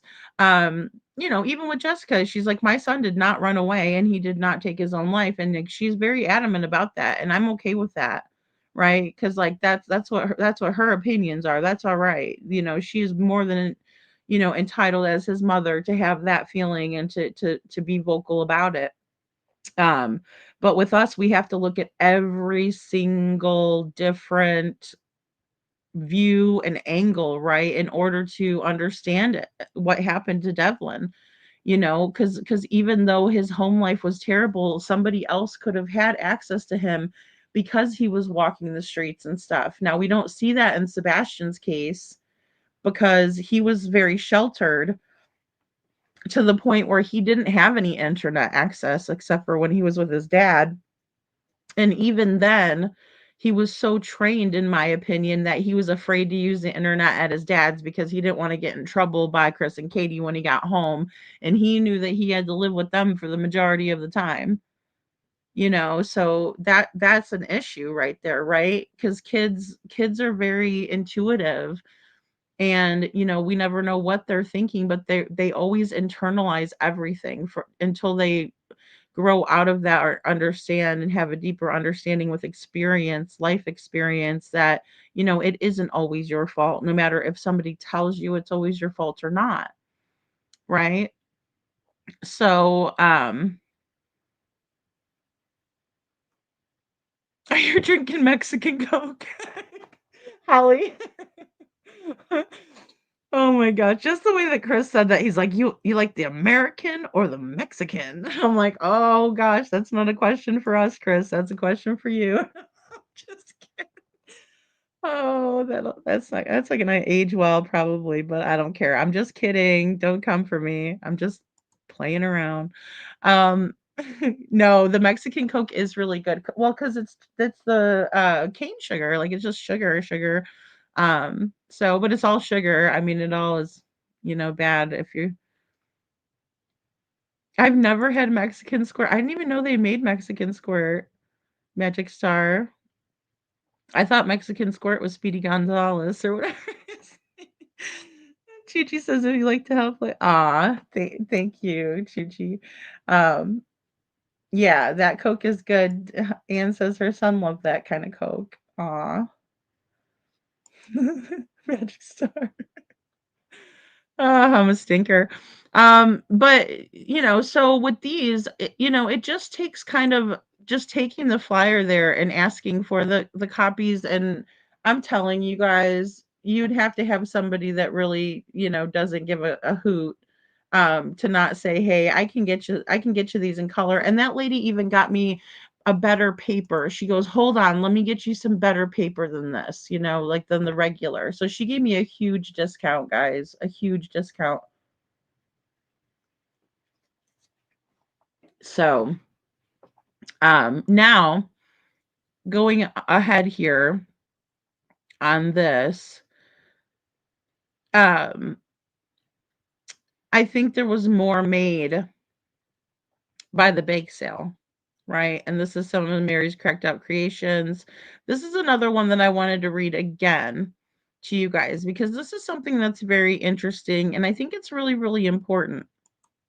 I do. I do. I think this is super important. And so let's go on to say praying for answers of where Devlin is. This is not like him at all to just disappear. He's always on the phone calling someone or approaching some people approaching people rather to make conversations. He's not one to be gone away from his family long. He may be mad at them at times for things, but he still always reaches out and makes sure he's okay. Someone has got to know something about him or where he is. If you do, please come forward and stop dragging it out. The longer you wait it out, the more punishment it will be. You're also hurting his family and everyone who loves him. We are all worried sick about where he is and what happened.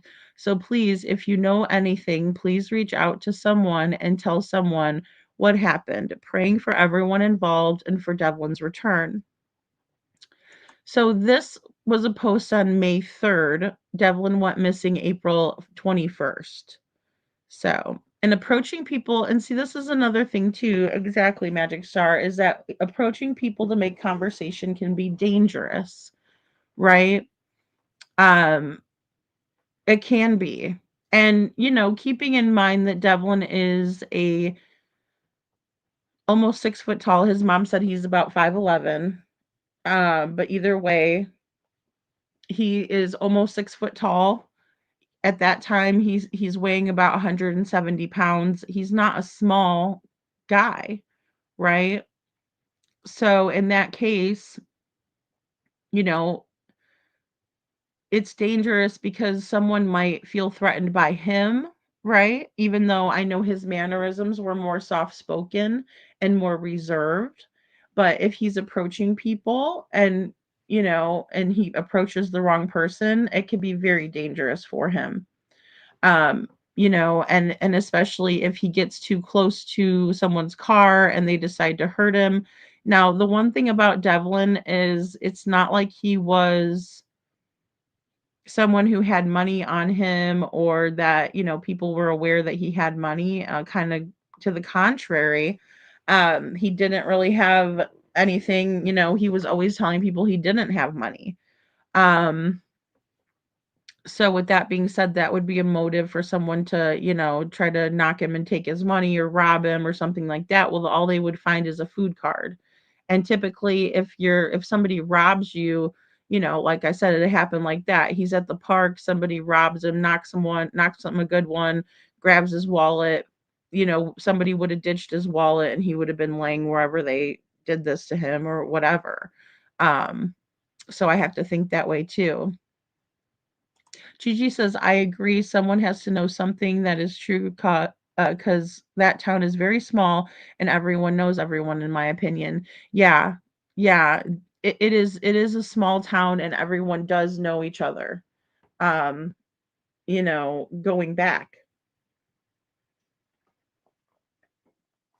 Uh Thank you, lovable Mama Bear. Good to see you. Lady Freedom, this is such a special thing done for him. You're very welcome, lovable Mama Bear. I appreciate you being here. While his stature might be intimidating, his mental state might make him vulnerable to being tricked. I agree with that too, Star. I mean, if somebody wanted to get him into a vehicle, they may have been able to get him to do that by manipulating the situation. You know, we can't forget that Devlin had his personal information out on the internet with his phone number about talking about doing, odd jobs for people. So we have to remember that Devlin didn't have his own transportation. And if somebody, say, offered Devlin $500 to, or whatever amount of money that would appeal to him, which when you don't have any money, any amount of money can be appealing. But let's just say that somebody said, "Hey, I'll give you $500 and a ride over to wherever I live, right? And I need you to rake up my yard or do whatever odd jobs that he is, capable of doing, or that he was advertising that he would do for people." And that would be just an easy way to get him in the car and trick him, right? And he was very open to all of these different types of people. Ooh, that sounds really good. Skull crushing instant espresso coffee. Yum, Miss Anne. That sounds really, really good. Hey, Kylie's nail candy. Good to see ya. Yes, I need a bigger I need a bigger office space. He was thin, and that's the thing, Joe, is he actually Devlin was a little heavier, and he lost some weight within the last couple months before he went missing, because you could tell it in his face, and also, like, just in his body, that he lost weight. He slimmed down.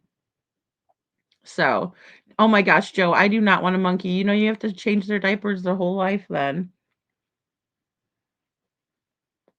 There's not even our children require that. No, thank you. That makes me sound horrible. Hey, Mama. Good to see you, hon. An office than a monkey. Oh, if my monkey can take calls for me, I would be greatly appreciate that, you know. And it always makes me think of Travis the chimp. Oh my goodness. I don't know if you guys have ever heard about Travis the chimp out of Connecticut. Yeah, that's it's a horrific tale. A horrific tale. I kind of like my eyeballs to be inside my head and not sucked out by a freaking primate. Um, but I'm good on that. Okay, so with with Brittany's post here, right? Um, I want to go to some text messages that Devlin's mom shared with me. So give me 1 second and let me just pull this up. It should not take long. Just bear with me here. Oh, and I also want to show you guys Zachary Vidal, but I will do that by the end of the show. Because I'm not as familiar with his case, and I just spoke with his Aunt Cindy yesterday in the chat while we were live. So, but I do want to talk more about him. All right, so we got this one. Let me just get to the part where they're talking about, because at a certain point, Devlin was such good friends with this person named Brittany that she was telling him that it was okay if he stayed with her. Uh, Poor Devlin. I just read these text messages back over again, and it's just horrible. Because, we got text messages stating Sandra's being a B. We got text message stating that Tam's being a B. We got text messages stating that Sabrina's going to go kick her mother's ass, which I wouldn't dream of ever saying that about my mother or to her, because she'd backhand me and that'd be the end of it. So this is a very hostile family. I'm sorry. And I know that they're not going to be pleased with me saying that, but I mean, you wonder why, Devlin acted like this. Well, look at the family he came from. The minute that they don't like something, it's it turns to violence, right? I'm going to kick your ass. I'm going to do this to you. I'm going to do that to you. And it's not anything. Like, I need to have a talk with them about this. I need to communicate my concerns and see if we can't come to a solution for all of this. It's I'm gonna kick their butt and I'm gonna do this and and it's like, what in the world? All right, so this is a text message on Tuesday, October 1st, 2024. Did I upset you? Because now you ain't answering me. Um, Again, shortly after that, "Is everything all right, Devlin? I haven't heard back from you." And the white is gonna be Devlin, the green is his mom. And this is where Brittany comes into the picture where Devlin is upset. Okay. So his mom's like, "Hey, what's up? Bud, I haven't heard back from you." And he says back to his mom, "Well, seeing how Brittany brought me back to Tamra's, the SOB's house, and said," oh, here's the whole one, sorry. "Well, seeing how fucking Brittany brought me back to Tamra's, the SOB's house, and said that I have to live here with that fucking fat ass cunt." Okay, sorry, trigger warning, night show. "And I can't stay with Brittany because of my misdemeanor. I'm stuck with Tammy, the good for nothing horror. I guess I'm stuck with Tammy, the horror." Okay. And he did mean to say whore. Hey, YouTubers here, good to see you. So I think the saltwater fish tank would be way more up my alley, Joe. Really, it would be. It would be. Um, so here is Devlin upset because Brittany is trigger warning the horror. Joe. um, Trigger warning, trigger warning, right? Um, yeah, because there was supposedly there was an arrangement and Brittany said, "Hey, Devlin, you can stay with me."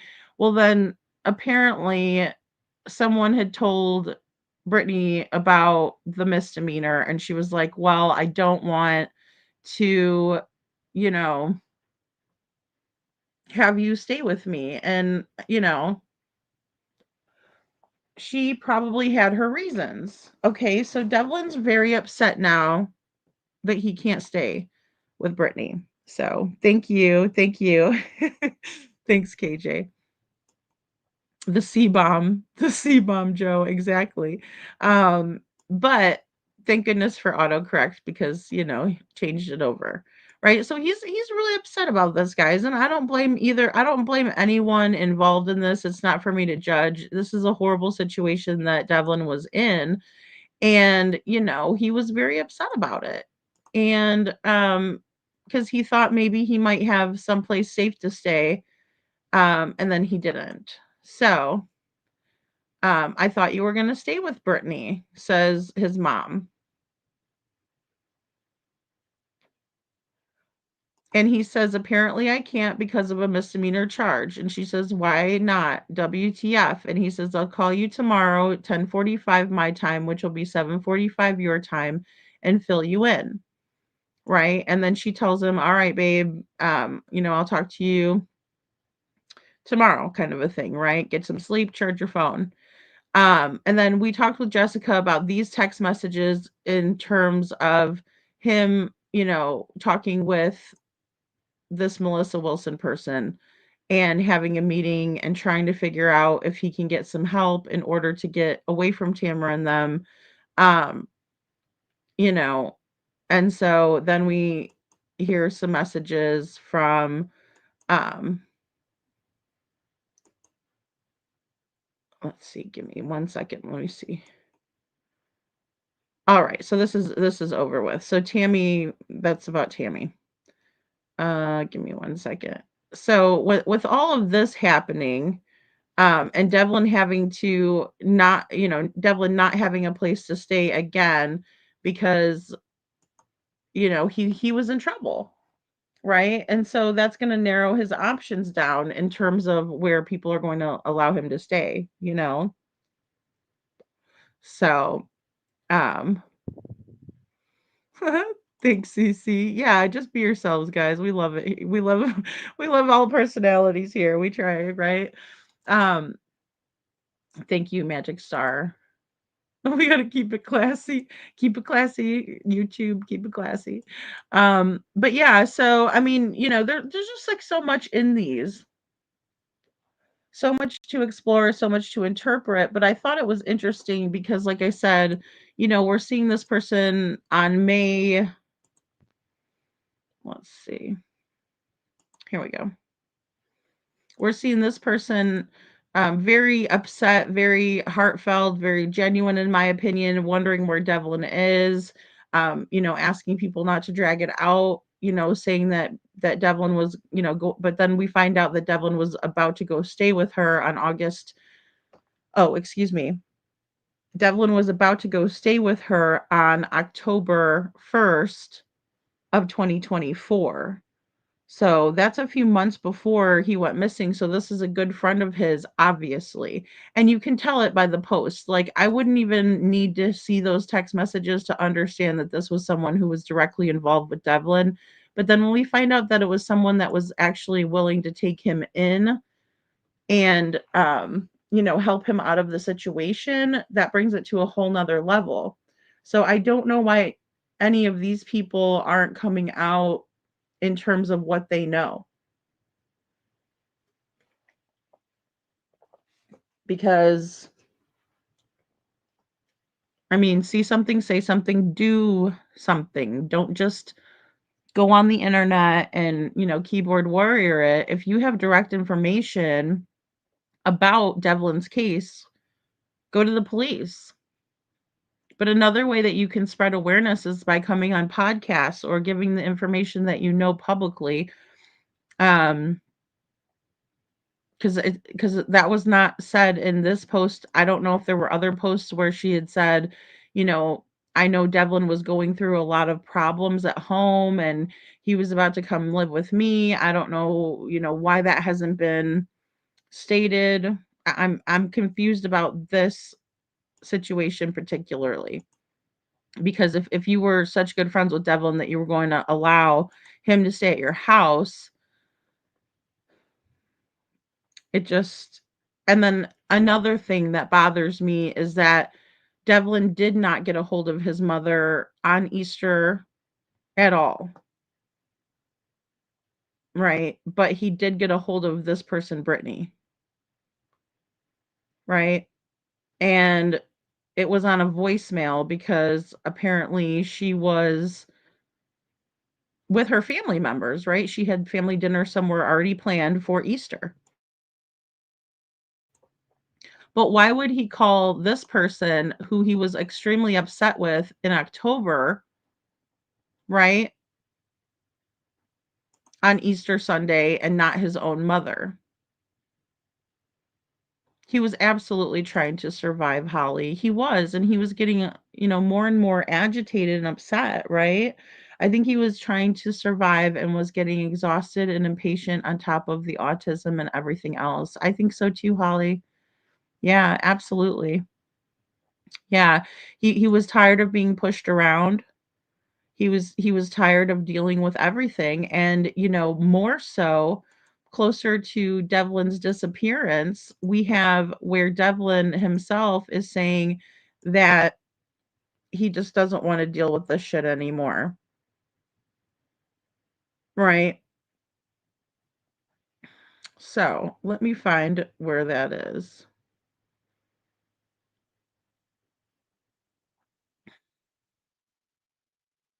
Here we go. Let me go like this. All right. So, we got Devlin Tait's Facebook pages. This is from 2023. when his grandpa died, or excuse me, his adopted dad died. This is them back in 2020. It's kind of an odd picture. He looks like he's being held hostage, but that's just my opinion. Um, and then we see, that he went to Hastings schools. He also was a former ranch hand at Lake Odessa Livestock Auction. And this is where I believe that Devlin knew Brittany from, in my opinion. And, don't be rude and send me a hateful message and say, you got everything wrong. You don't know what you're talking about. All you need to do is tell me how you know Devlin. You don't have to be hateful and rude and out of control. You could just say, Lady Freedom, I'm Brittany, and I know Devlin from a different source than the livestock auction. But for these intents and purposes today, what my deduction skills have found out is this is probably how they know each other. Right. And Devlin has a couple of different qualifications. He was a dishwasher at Good Times Coal, fired pizza and sub, right? He was also a maintenance janitorial at McDonald's, right? And when Tamara talks about the co-worker that saw Devlin in the dumpster by the Family Dollar, that's probably a coworker from when he worked at McDonald's, right? That's why she called this person a coworker. So someone who used to work with Devlin is allegedly who sees Devlin the morning he went missing in the dumpster looking for cans. Magic Star says, "Oh dear, he looks so uncomfortable in that picture." Yeah, he does. He does, in my opinion. And what boy that age wants to take picture? That was just, let's see, 5 years ago. So, Devlin was a teenager when that was being taken, about 13, 14 years old.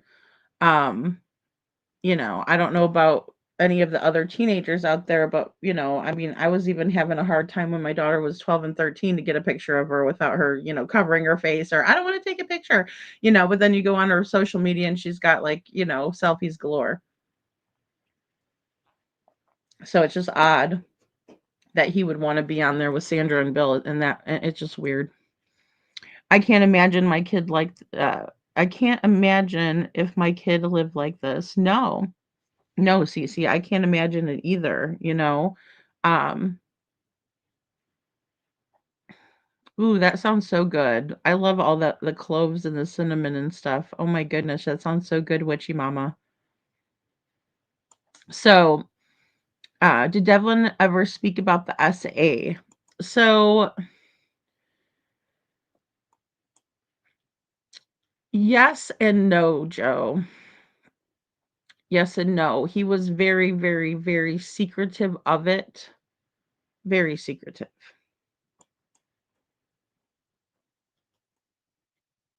So, we have um more from Devlin, March 27th, right?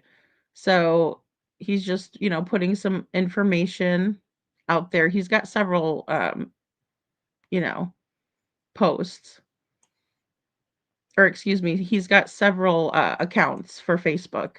So these are just a couple of the ones that I found, right? And then it gives us an insight.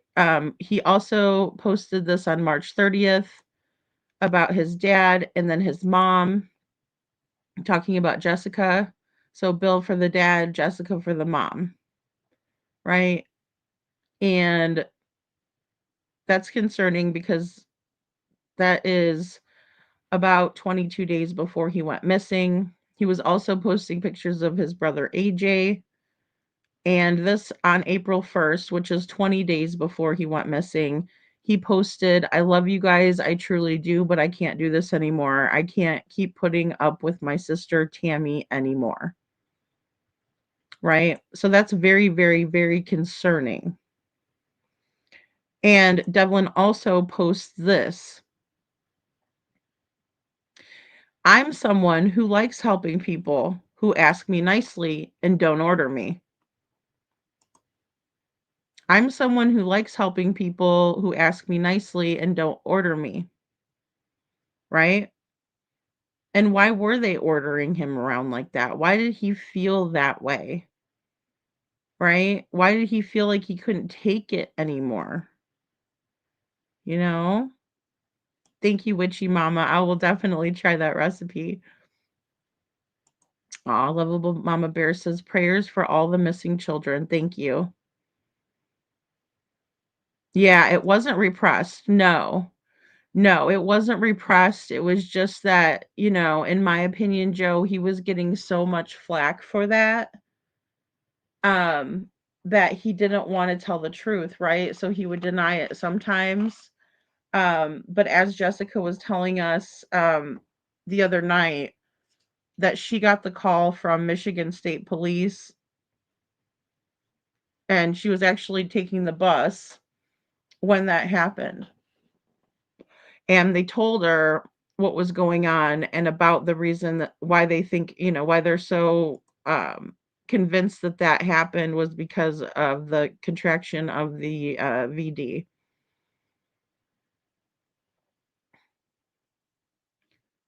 The videos with the ice cream truck freaked me out, so Star. Nor putting up with his sister is very telling. Yeah, it is very telling. Yeah, or not. Sorry, I thought you were talking to NorCal SoCal. um, but yeah, no. I mean, it is. It's very telling, and then to see this is like the reason why. Like this is probably why poor Devlin was just beside himself. He's like, hey, they're ordering me around. They're wanting to take, my they're wanting to take my freedom and then my guardianship, they want guardianship over me. And it wasn't just Sabrina, guys, because even in the messages we see that Matt was trying to tell Devlin, I'm going to get, um guardianship over you myself. And it's like, but how though? Because you're a registered SO. They're freaky. They're freaky deaky. I know the family tree is hard, right? It is. It's really, really tough. It is really, really tough. And, because especially when we have so many people involved, and then also there's a lot of people involved in Devlin's case as it is. Right? We got um family that has adopted him, but then also we have the biological father and the father that signed the birth certificate, which is Tim Hatfield, who signed the birth certificate. That's Tamra's son. Adam Nolan is the one who is Devlin's biological father, according to Jessica. Right? And Tim Hatfield has not come out and said anything publicly about his supposed son that he signed the birth certificate for. He's been completely quiet. He hasn't come out and said anything at all. He hasn't shared any flyers out. So Devlin's siblings by adoption, because there's all these weird posts out there, Joe, about Tammy calling Devlin her brother, right? Tamara calling him the brother. And then she'll say slash grandson. And people are like, what kind of bonkers crap is this? Right. And even people called her out on it. So, as she was Devlin's grandmother, because Timothy Hatfield was married to Jessica Peckham, who is Devlin's mother. And so, at a time, Devlin was her grandson. But when Bill and Sandra Tait decided to take Devlin away from Jessica and Timothy Hatfield, then that became her brother. So then Matt would be his adoptive brother. Right? So it's very, very, very confusing. But in reality, if we're going off of Devlin's birth certificate, it would be that Jessica and Tim are listed as his parents, which would make Tamara his grandmother, and Sandra and Bill would be the great grandparents, right? So that's why it's almost like they're the grandparents. And look, I'm willing to give credit where credit is due for everyone. So, in my opinion, Jessica, and I mean it's just a fact, gave birth to Devlin, so that's his mother, right? I mean, that's just how it goes. And then Tammy, or excuse me, and then Sandra and Bill adopted him, which transferred Devlin over to their child, right? And they pushed Jessica out of the picture for years and years. And then Jessica, as soon as Devlin turned 18, was trying to get a hold of him and in contact with him. And they did end up getting in contact and they did have that relationship. That's where you're seeing those text messages coming from, right? And Devlin wanted to go live with his mother, Jessica. I'm here, as a third party looking in on the situation. And the way I see it is that,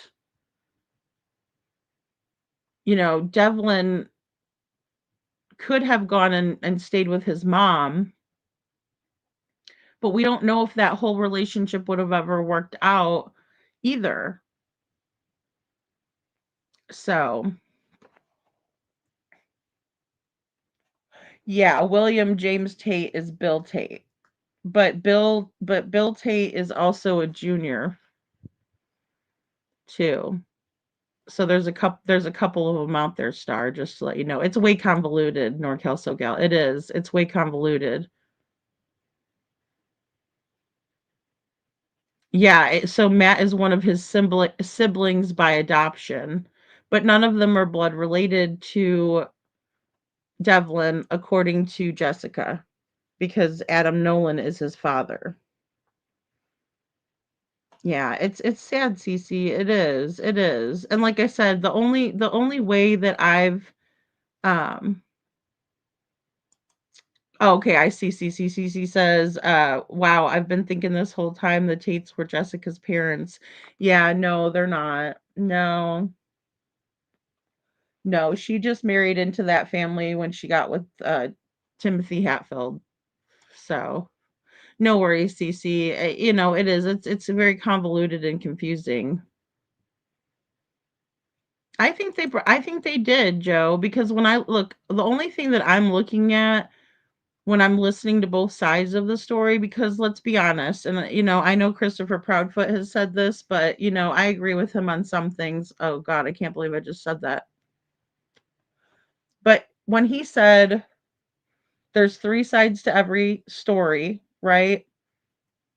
He's I agree with that. There's one person's side, there's the other person's side, and there's the truth. And not that people are being dishonest on purpose. It's just that everyone has their own perceptions of situations. So if I ask one person about their side of the story and then I ask the other person the other side of the story, but then I get a court document from Michigan state courts that was from that time period and states why they took Devlin away from Jessica and Timothy Hatfield, then I'm going to go off of that document because in my opinion that is a non-biased party, right? And from the beginning when I asked Jessica, why did you lose Devlin? She told me it was because of medical neglect. And that is something that Tammy also said when I asked her, why was Devlin taken from Jessica and Tim? She says for medical neglect because they weren't showing up to the appointments that were necessary for Devlin. They were both 19. Well, I don't know how old Tim was, but I know Jessica was 19 at that time. So yeah, I'm thinking, Joe, that they might have taken Devlin from them in order to have a child in their care. Because obviously they weren't very nice to him. I mean, I can't change what Devlin has told his mother at all.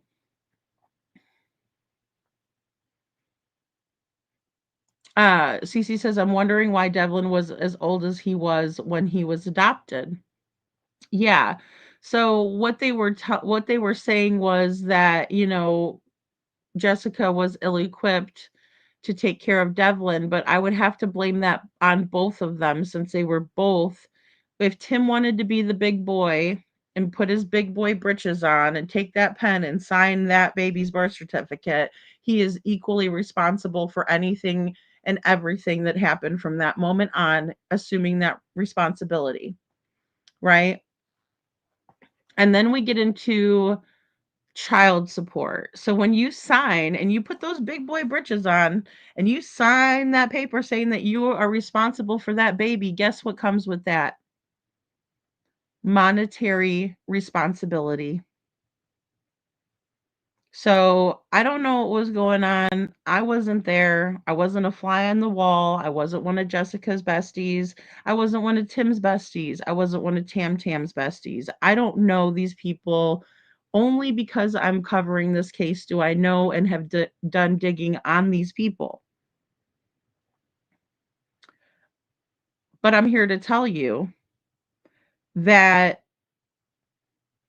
when we have that mixed up, toxic family dynamic, this dysfunctional family that Devlin was born into, we have to consider things like this.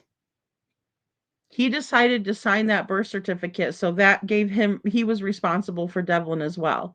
So when they always want to push everything negative on Jessica, Tim Hatfield was living in that house as well. Tim Hatfield was responsible for getting Devlin to his medical appointments as well. And if he no longer wanted to take on that responsibility because him and Jessica were having issues and they were going to break up, I think it's safe to say that there could have been something behind that as well, right? Because that alleviates him having to pay child support. So why would he fight his own family members for taking Devlin? I mean, yeah. Yeah, it's one of the Hatfields. That's how Devlin started going by Devlin Lee Hatfield Tait. And I'm glad that you said that, no Cal SoCal, because I meant to point that out as well. Devlin has changed his name even to Devlin Hatfield, right? He dropped the Tate. That speaks volumes to me. This young man did not want to be associated with the Tates whatsoever. No Tate, right?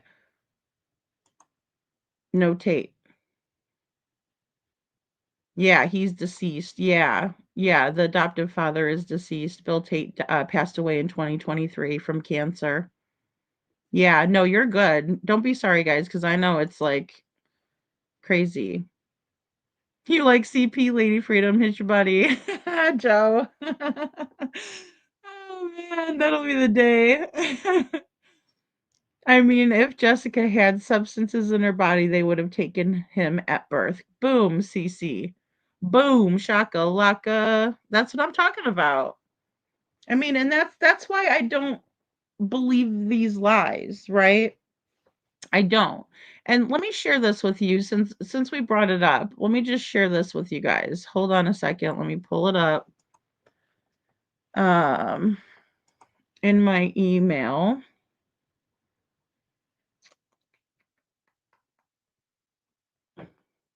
Because when I asked when I asked for information and proof of this, of Devlin's diagnoses, excuse me. Okay. Give me 1 second here. This is what I got.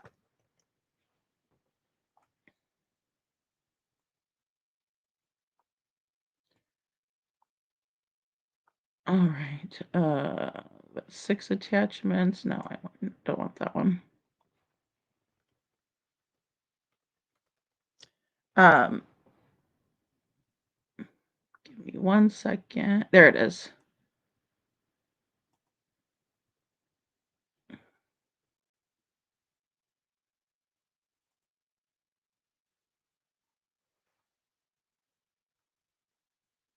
Okay, here we are. Okay.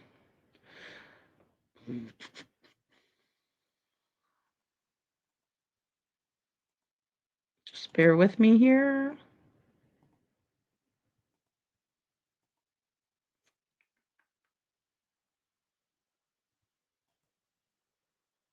Okay, so this is what Tammy sent over to me. Now, I already have this document in full and I've shared it in the previous earlier videos that we did.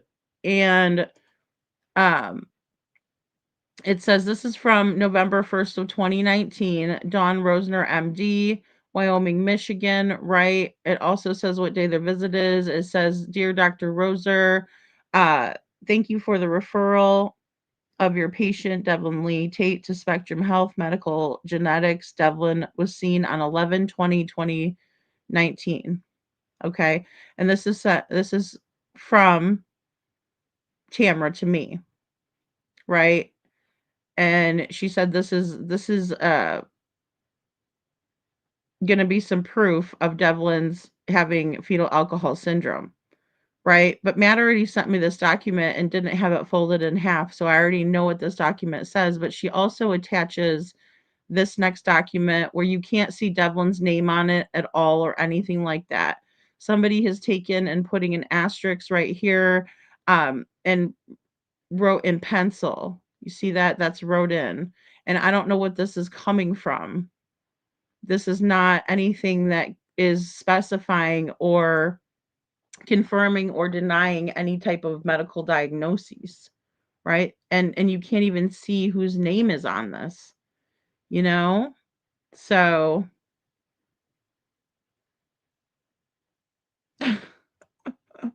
Joe says one of my school friends had an adoptive uncle and the grandpa was a riot. That's funny, Joe. Oh my goodness. So how was his adoptive family related to him? Only because Jessica married Tim Hatfield, right? Because he signed the birth certificate on Devlin. Lady Freedom, do we know about Jessica's parents? So Jessica herself was also adopted, CC. Yeah. Yeah, and her mother does live close to her in Arizona, but they are not on good terms at all. Um, unfortunately, and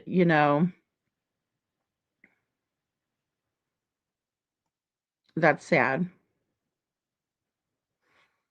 Joe says, yeah, so the grandpa adopted him obviously for that reason because he also essayed another male grandchild, and the uncle essayed my friend. Oh, he was a rapist. Oh God. Okay, never mind. Sorry, Joe. I read that wrong. A graper, thank you. Graper, yeah. See that? Thank you. I just I thought you were saying he was a funny guy or something. He was absolutely funny. Bill Scum. Yeah. Yeah, the main takeaway, CC. Joe, you got it. You got it. Yeah, it is heartbreaking. It is heartbreaking, you know. But they don't want to tell you, they don't want to say, anything. It's just like they don't want to be truthful. That's the hardest thing is like getting the truth out. It's driving me bananas, right? And then this is from Tina. Um, she's been with Jessica holding her hand through all of this, being there for her as, someone that's helped her out. So here's Tammy sending me this. And Tina says, um, okay, right. Sorry. No, that's not Tina. First, it's going to be Tamara. Tamara always uses the dots, right? Um, says, yeah, he was removed from her care in December. And Tina says, was it due to drugs and drinking? They took him away from her. I know she said that she was upset with y'all because you kept saying in the news and everywhere that he had fetal alcohol syndrome. And she said that she stopped drinking the day that she found out she was pregnant with him. And then Tamara says, no, neglect 9. I don't know what that means. He kept getting sick bad. I don't know what that means. I don't know if you guys can help me out with that. Right? Because basically, Tina's saying that, Jessica didn't drink while she was pregnant with Devlin, right? And then she's saying no, neglect, right? So it wasn't from drugs and alcohol use, it was because of neglect. And as, Cece so eloquently pointed out over here, is that, if she if Devlin, any substances, let's just go back to Health 101, any substances that the mother consumes while she's pregnant with the baby will show up in the baby when the baby is born, right? So, I mean, anything, anything. And then the baby would have withdrawals from alcohol or other substances if his mother in fact consumed these substances, which now Tamara is sending me proof that she has not been truthful with people, because here it is right here, Tina asking her. Now, don't get me wrong, when I was looking over this document, right, that was sent to me, or this text message sent to me, I thought to myself, okay, if if she found out that she was pregnant at 2 months old, that might have some sort of effect on Devlin, but it absolutely would need to be proven, and this is not proof. This is not proof. This is not proof. Right? This could be anybody's or anything or something she printed off on the internet. And then she doesn't even let me read the whole document. I can't see the rest of it. This is all cut off, guys. This is exactly what she sent me. Right? But then she also admits here that it wasn't due to alcohol or drug abuse. It was because of neglect. Right? Because they were reporting her for not showing up to the, medical appointments. So,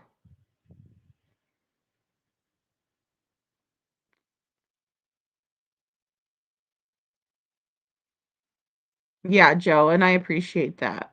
I appreciate that. So, um,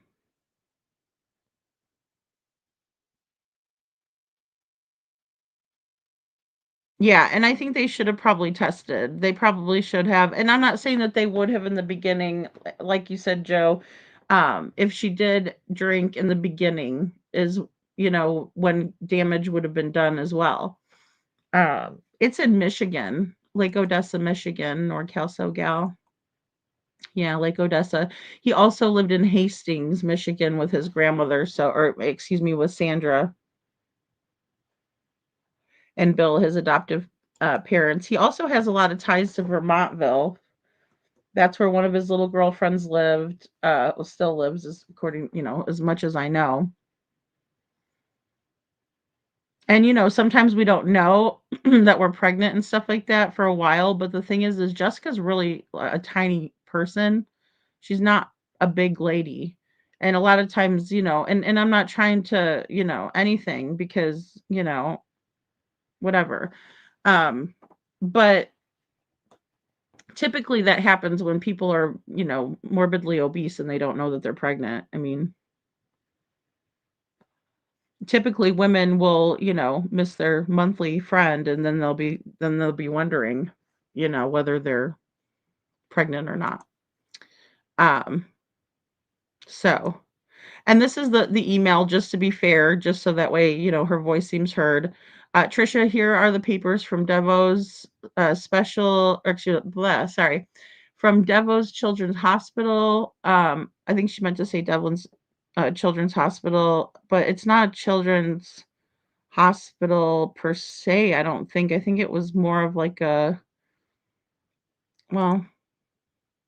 I guess it does say children's right there, but Spectrum Health. Okay, Helen Devos. I got it. Helen Devos. That's what she's meaning.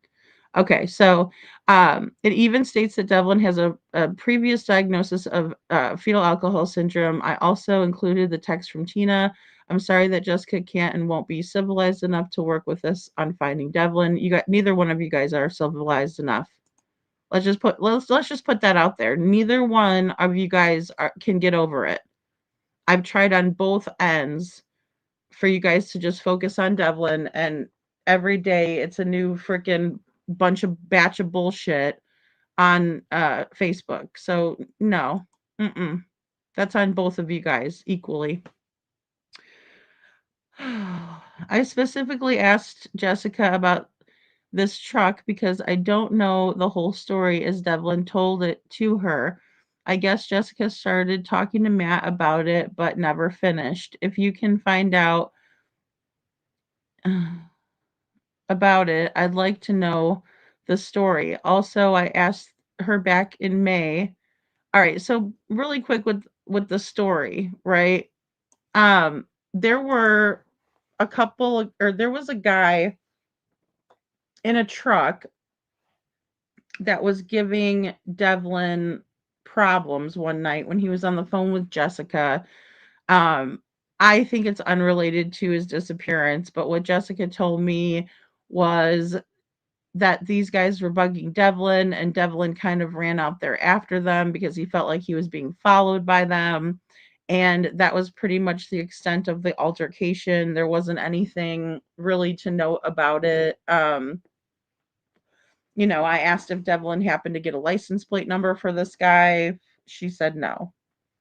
Right. But it's I don't think it's relevant to his disappearance, because it was just some random person out there. And that's the thing that's tough, is because Devlin was, in contact with random people all day, every day, anytime he went out of the house, and he was, unsupervised, and by himself, and sometimes his phone would be dead.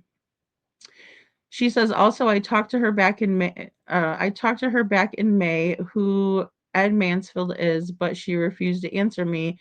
I asked this because Jessica also said that he is Devlin's bio dad and he's willing to do DNA.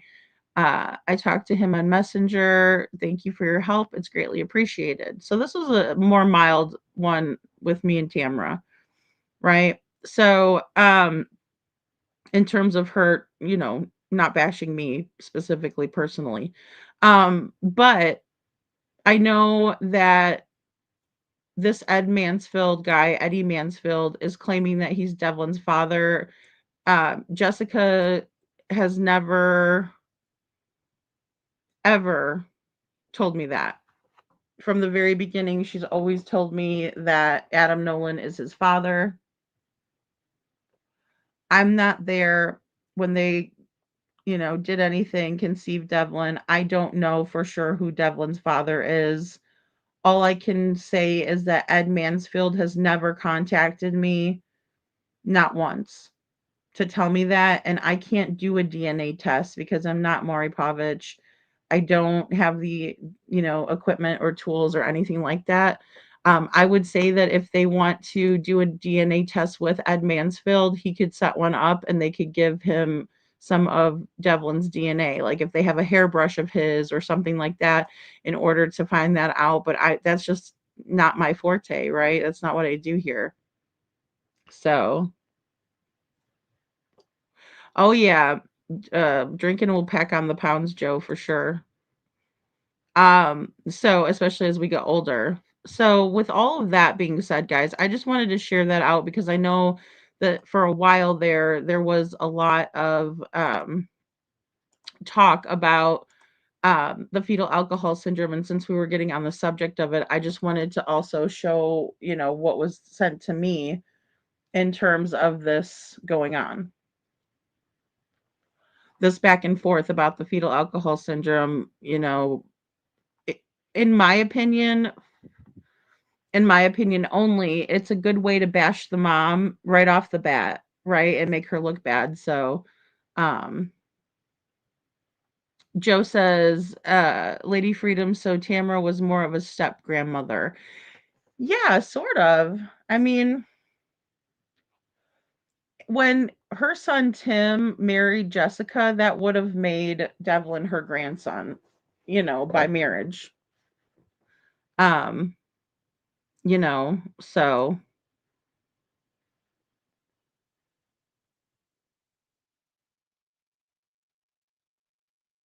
I mean that's the thing, and I can't say, either way, where these, family ties go. All I can say is legally Tim Hatfield signed that birth certificate, and that put him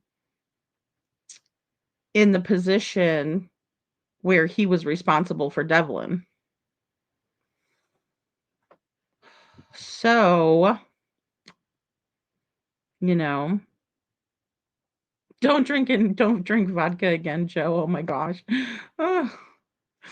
But yeah, so I mean, that's it. I mean, right there, I can only put out what I know for sure.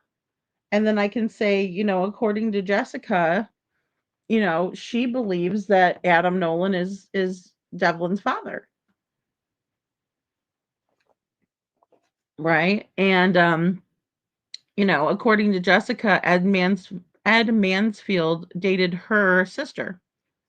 So I don't know if maybe people thought, had seen them around because Jessica's sister and her are very, they look a lot alike, So I mean, there's that, and it's very convoluted. But then also Ed Mansfield was saying on Facebook posts and things like that, because people had sent it to me, about how he was Devlin's father. Well, if you're his father, then maybe you should strap up some boots and get them bitches on the ground and go look for your son, because you're doing nothing but stir the pot on Facebook. That's my son. That's my son. Well, then go look for him. That's all I can say to that person, right? Because, if you're not going to, try to come up on my show or something like that, why would I want you to do that 7 months later? Why? So you can get some clout? So you can have your buddies listen to you on a podcast? I don't think so. That's not what we're here for. There's been too many people that have done that in Devlin's case to begin with. Oh, thanks, Holly. I'm trying to be festive.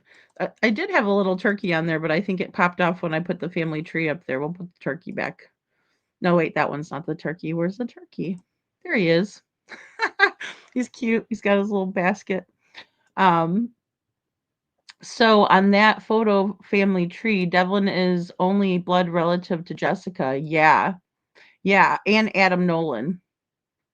According to Jessica. And like I said, I put it up there because again, I'm not, I wasn't there. So I'm not going to say, you know, Jessica, that is not true, because that's his mom and she was there, and I would think that she would know who she was, was with at that time. Um, but yeah, so then it would be Adam and Jessica's son. But then, you know, she got together with Tim and then they ended up getting married. So that's how he ended up getting, into the Tait family, so to speak. Um, you know, so it's very confusing. And as we go along, I mean, things could change. Like I said, I mean, I don't know how they would do any type of testing to figure this out, unless they were to um, you know, actually do the DNA test. But I don't know how they would do that with Devlin not being here, So it's just adding more layers to things, you know. So yeah, Adam Nolan is his dad. Mhm. Yeah, and Adam Nolan himself can't take the I mean again, we would have to get DNA from Adam and Devlin to do that test as well. And I do know that Adam has said that he would like to do that. Like he's not opposed to it. He's just locked up. And, I'm not here to advocate for someone who's locked up for domestic violence. He killed Tia Randall. Um, and, I really think his mother, Tina, is a sweetheart. I don't, um, ever want to disparage her, or her son. I always appreciate her being here. Um, However, I'm not in the business to try to get anybody a new trial, especially not for that, because, no. No, because once somebody does that, they don't stop doing it. And somebody lost, Tia Randall lost her life, and he's right where he belongs, in my opinion. Um, so no, Cece, Tim just signed the birth certificate. According to Jessica, um, Tim just signed the birth certificate. So yeah, regardless, he's not blood related to Tamra, right? No, he's not blood related to any of them. If Adam is in fact Devlin's father, then that would make him not blood related to any of the Tates at all. They just took him from Jessica and Tim. But Tim was allowed to see Devlin throughout the years. They didn't keep Tim away from Jessica. So even though Tim medically neglected Devlin, according to what Tamara is saying, is that the reason why Devlin was taken from Tim Hatfield and Jessica Peckham was because he was being medically neglected in their home. Jessica wasn't the only parent that Devlin was taken from, right? So, I mean, that just makes me deduct that Tim didn't want much to do with Devlin, and he was okay with them being taken, right? But he still had access to Devlin while Devlin was growing up. So they didn't hold a grudge against him for medically neglecting his own son, or his, you know, son on paper. They only hold that horrible grudge against Jessica, in my opinion, right? See, I'm glad that we're confirming everything. I'm sure you guys aren't the only ones, you know.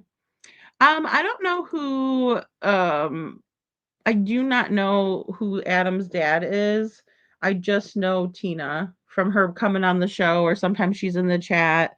Um, and Devlin was in contact with Tina about a month before he went missing. And he was referring to her as grandma. Devlin was really trying hard to find, people who could be in his corner, and, trying to find family members other than the Tates, in my opinion. Yeah, there you go, guys. There you go. Yeah. So, hey, Andrea, good to see you. Sorry I'm late, but is Adam now? Where's Adam now? He ever had anything to do with Devlin? That he has never had much to do with Devlin. He is not, Andrea. And I don't know if that was because he wasn't sure. I don't know why they never did the DNA test. I think that would be a good question to ask. Um, you know, you have a guinea pig named Tina, Joe. Yeah, he's in jail. He's in jail. We care. We do care, Joe. We care. Um, but yeah, I mean, like, that's the whole thing, is that it is very convoluted. And then again, we have, Adam, who is locked up, so it's not like he can really say much and do much from in there, so that's what's tough. um See, we care. Thanks, Chuchi. So yeah, I mean, and it's just it's a very unfortunate situation that we're dealing with here because again, trying to get through all of this and trying to understand it, we also are running into, major discrepancies. Um, you have a cat named Rat, Cece. Um, aw, thanks, Magic Star. Happy Thanksgiving to you too. Um, you know, it's just a very convoluted, toxic situation.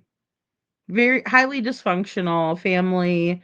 Um, and we're still peeling back the layers. So there's things that, are out there that we just don't know about. And then we also have, friendships with Devlin for people that were going to even let him stay at their home. And, you know, we have this post. And because of Devlin's, history and things like that, he wasn't able to stay at certain people's houses, and we have not heard from Seclusion, Andrea. No. No, we're worried about her too. Let me see. I just have to make a note for myself to email her after my live because I meant to email her the other day and I didn't. Um,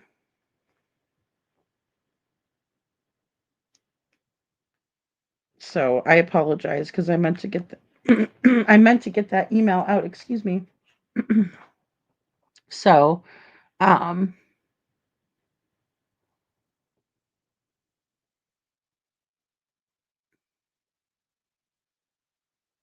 oh, really? Oh no, Holly. Hey, IML, good to see you. I'm sorry I'm still new to this. Does anyone know if he ran away or if something happened? Any ideas yet? I do have my ideas. I do. I do have my ideas. Um, I hate to go I hate to grab onto one thing or another, but when it comes to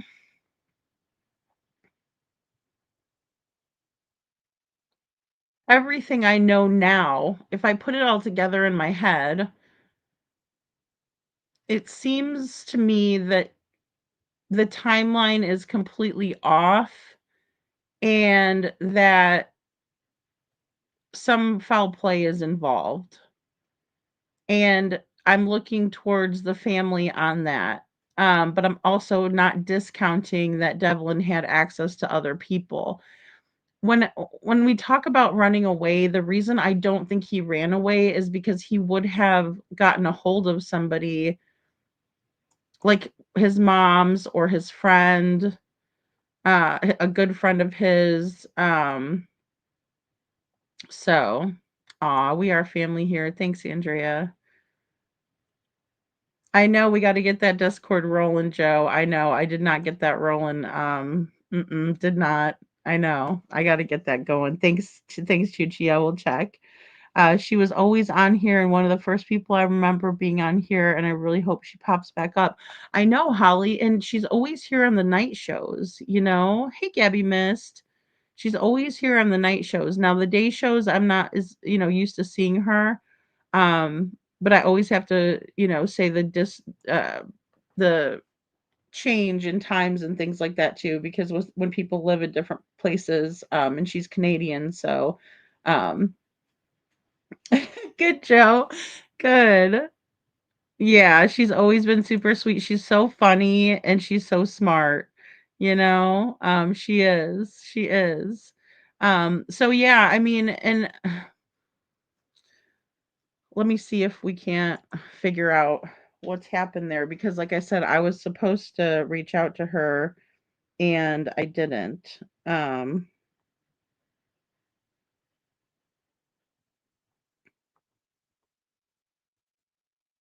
Aw. See, and you know what, you guys, because I don't mess with the at symbols, like I don't know, I think I disabled them or whatever. I should put them back on because that was just when people were adding me at stupid stuff and trying to like act like a bunch of douches. So I just took it off of there so I didn't have to see it. Um, let me do this. Let me go back. Just bear with me here.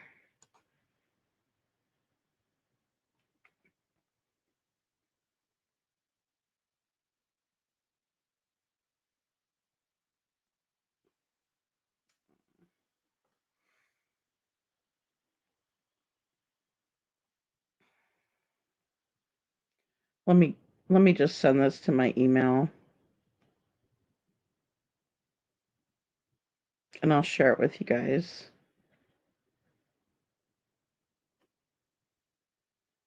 Oh yeah, that's not a good one at all. Um, oh boy. Sorry, I don't want YouTube here. Let me go to this email again. Yeah, this is not good, you guys.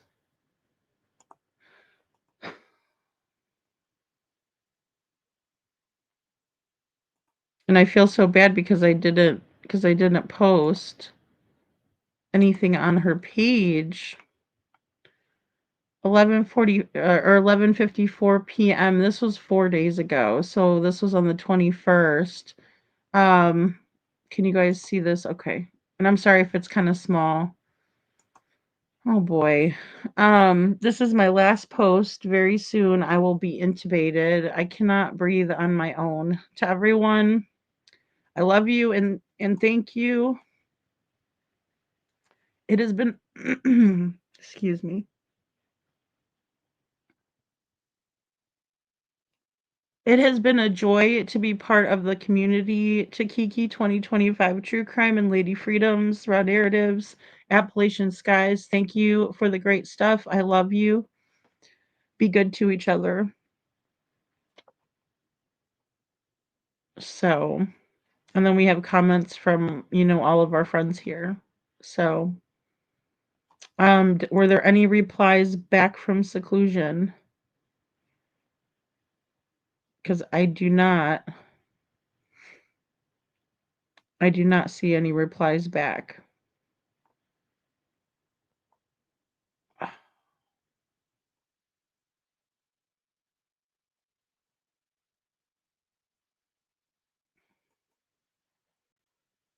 I know, Bo. Oh my gosh, little Redo. 4 days ago, Magic Star.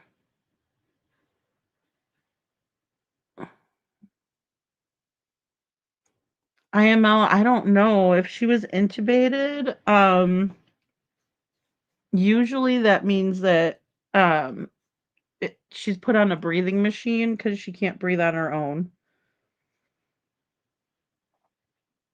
So, um,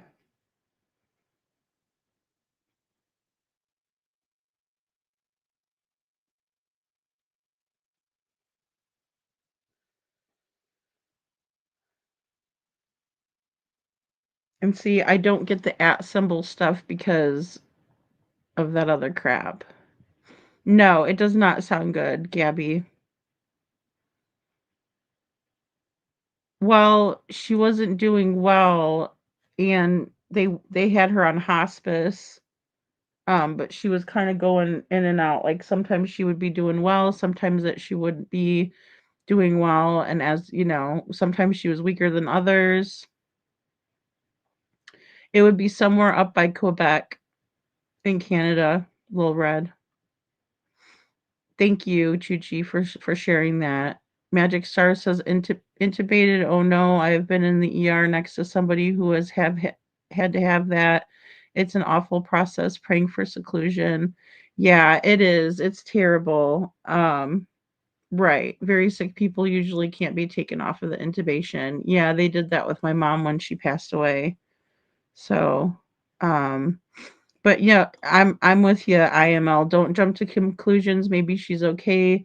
She has said stuff like this before and she has been fine. I hope so. Yeah, and sometimes it's just scary because you just don't know, right? You don't know. None of us know when life is, when our lives will be over. So that's why it's so important to, you know, be good to each other.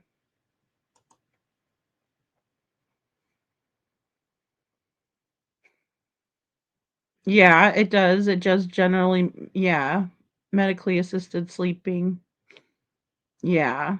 We'll say prayers for seclusion, guys. Yeah, I pray she'll be all right. Oh my goodness. Yeah, because I did not see that. And I know Twitch had come in here and said, Lady Freedom, I added you in something. And I'm like, oh no, I think I took it off.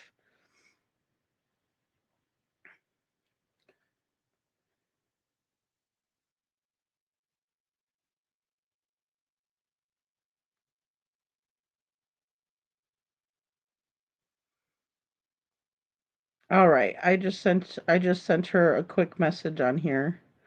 On her email, on the email. Ugh.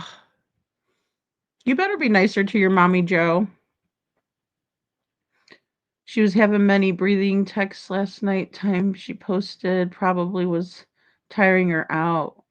Yeah, I think yeah, placed on the ventilator. Yeah, I know. Yeah, CC. Andrea. Oh my gosh. Yeah, I'm not sure. I am not sure, guys. And I have not seen seclusion in here since, I mean, she wasn't here when we did Devlin 7 month, and that would have been the 21st, was 4 days ago. So yeah, so maybe they were putting her on it just to help her along a little bit, and then they'll take her off of it, Magic Star. Thank you. She says apparently it can be a life support step, but it can also be a life-saving procedure. So, yeah, and she's just always in here. She came up on my panel before too as well, you guys, and told us her theory on Sebastian Rogers, which was really, really good. Um, yeah, Bo. I mean, sorry if you guys heard all that creaking and stuff. I'm just repositioning myself. Um, mm, yeah. I'm hoping that she pops back in or something. Um, my gosh. That is not good. Thank you, Linda. Thank you very much, Linda D, for your prayers. Oh gosh, what a mess is this? They are so medicated while being intubated. She didn't know a thing while they did it. She gave consent and then the drugs come, so she did not suffer with that. Thank you, Cece. Thank you. Yeah, exactly. Exactly. Well, and the hard thing that I had to learn about quality of life is that you don't want people having to live like that. That's not a good quality of life. So,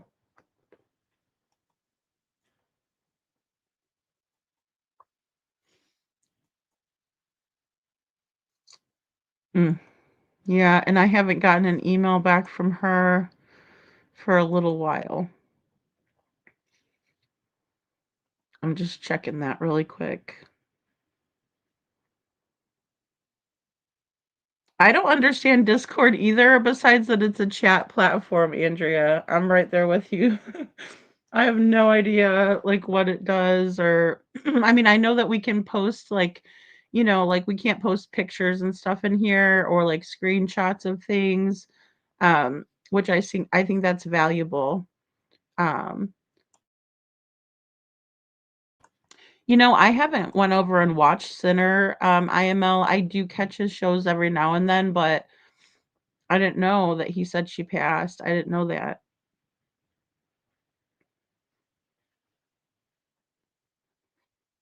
Aw.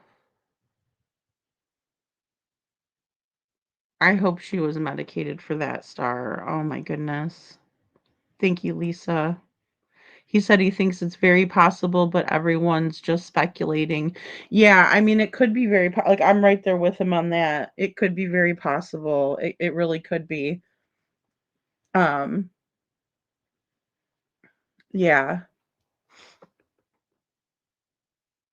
Witchy Mama says Discord is really cool if it's moderated. I've built them for other creators before. Cool, Witchy. Yeah, I mean, I want to use it just for, the true crime purposes and for us all to be able to have just like a forum where we can chat and share things and, sleuth things out and um yeah. Yeah, I want to get together with you on that too, Joe. I appreciate you doing that. And I know I've seen you say that before too. He says, I really only did it to do a Lady Freedom's Raw narrative page for Devlin. Thank you, Joe. That really means a lot to me. Um, Devlin's case has really consumed a lot of my time and I'm not complaining. I'm happy to do it. It's just it's consuming a lot of my time where, I'm trying to, you know, figure things out. So I know, Holly. That's what's so sad to me. Like, I don't know. It's just not going to be the same, is it? Not going to be the same at all. Some discords are completely calm. I've only been in a couple, but I've seen any of the wild stuff people talk about. Oh, good. You haven't seen any of that? Good, Holly. I'm like so nervous because I had a mod chat when I first started going live and stuff, and oh my god, it was like, it was the craziest thing. And I left my own chat because I was like, I can't handle all of this. It's too much. I was like, oh, and I'm very much easily distracted. So like, if I'm trying to make a video, I completely shut everybody out, and I don't answer back texts or emails or anything. I'm just like totally in the zone. Um, and not to take from Josh's the lab, but I feel like I'm a mad scientist in my lab, just creating video and, pulling in my text messages and pulling all this stuff in and music and all of that. So I'm like I'm in my zone. And if I get distracted while I'm doing it, that's when I like make mistakes. And the longer the videos are, I have to go back and make sure everything is okay with them and rewatch it again. So it's time consuming. um, you can even set up a virtual courtroom to follow court cases. The case. Oh, cool. That's really neat, Witchy Mama. That's what I would love it for, is stuff like that. That would be fantastic. Oh, cool. Oh, that's awesome, little Miss Sharon. I love that. I love that. I just sent my daughter a missing poster that I shared last night, of a little girl in up by Kansas City. I just sent her that one because I figured she might want to see that in case she can, share it out. Oh, cool. Joe says Andrea friended me. It can be for all of us, and I can alter the channel name. Okay, cool. I'm so confused with it. I just need to sign up and do it.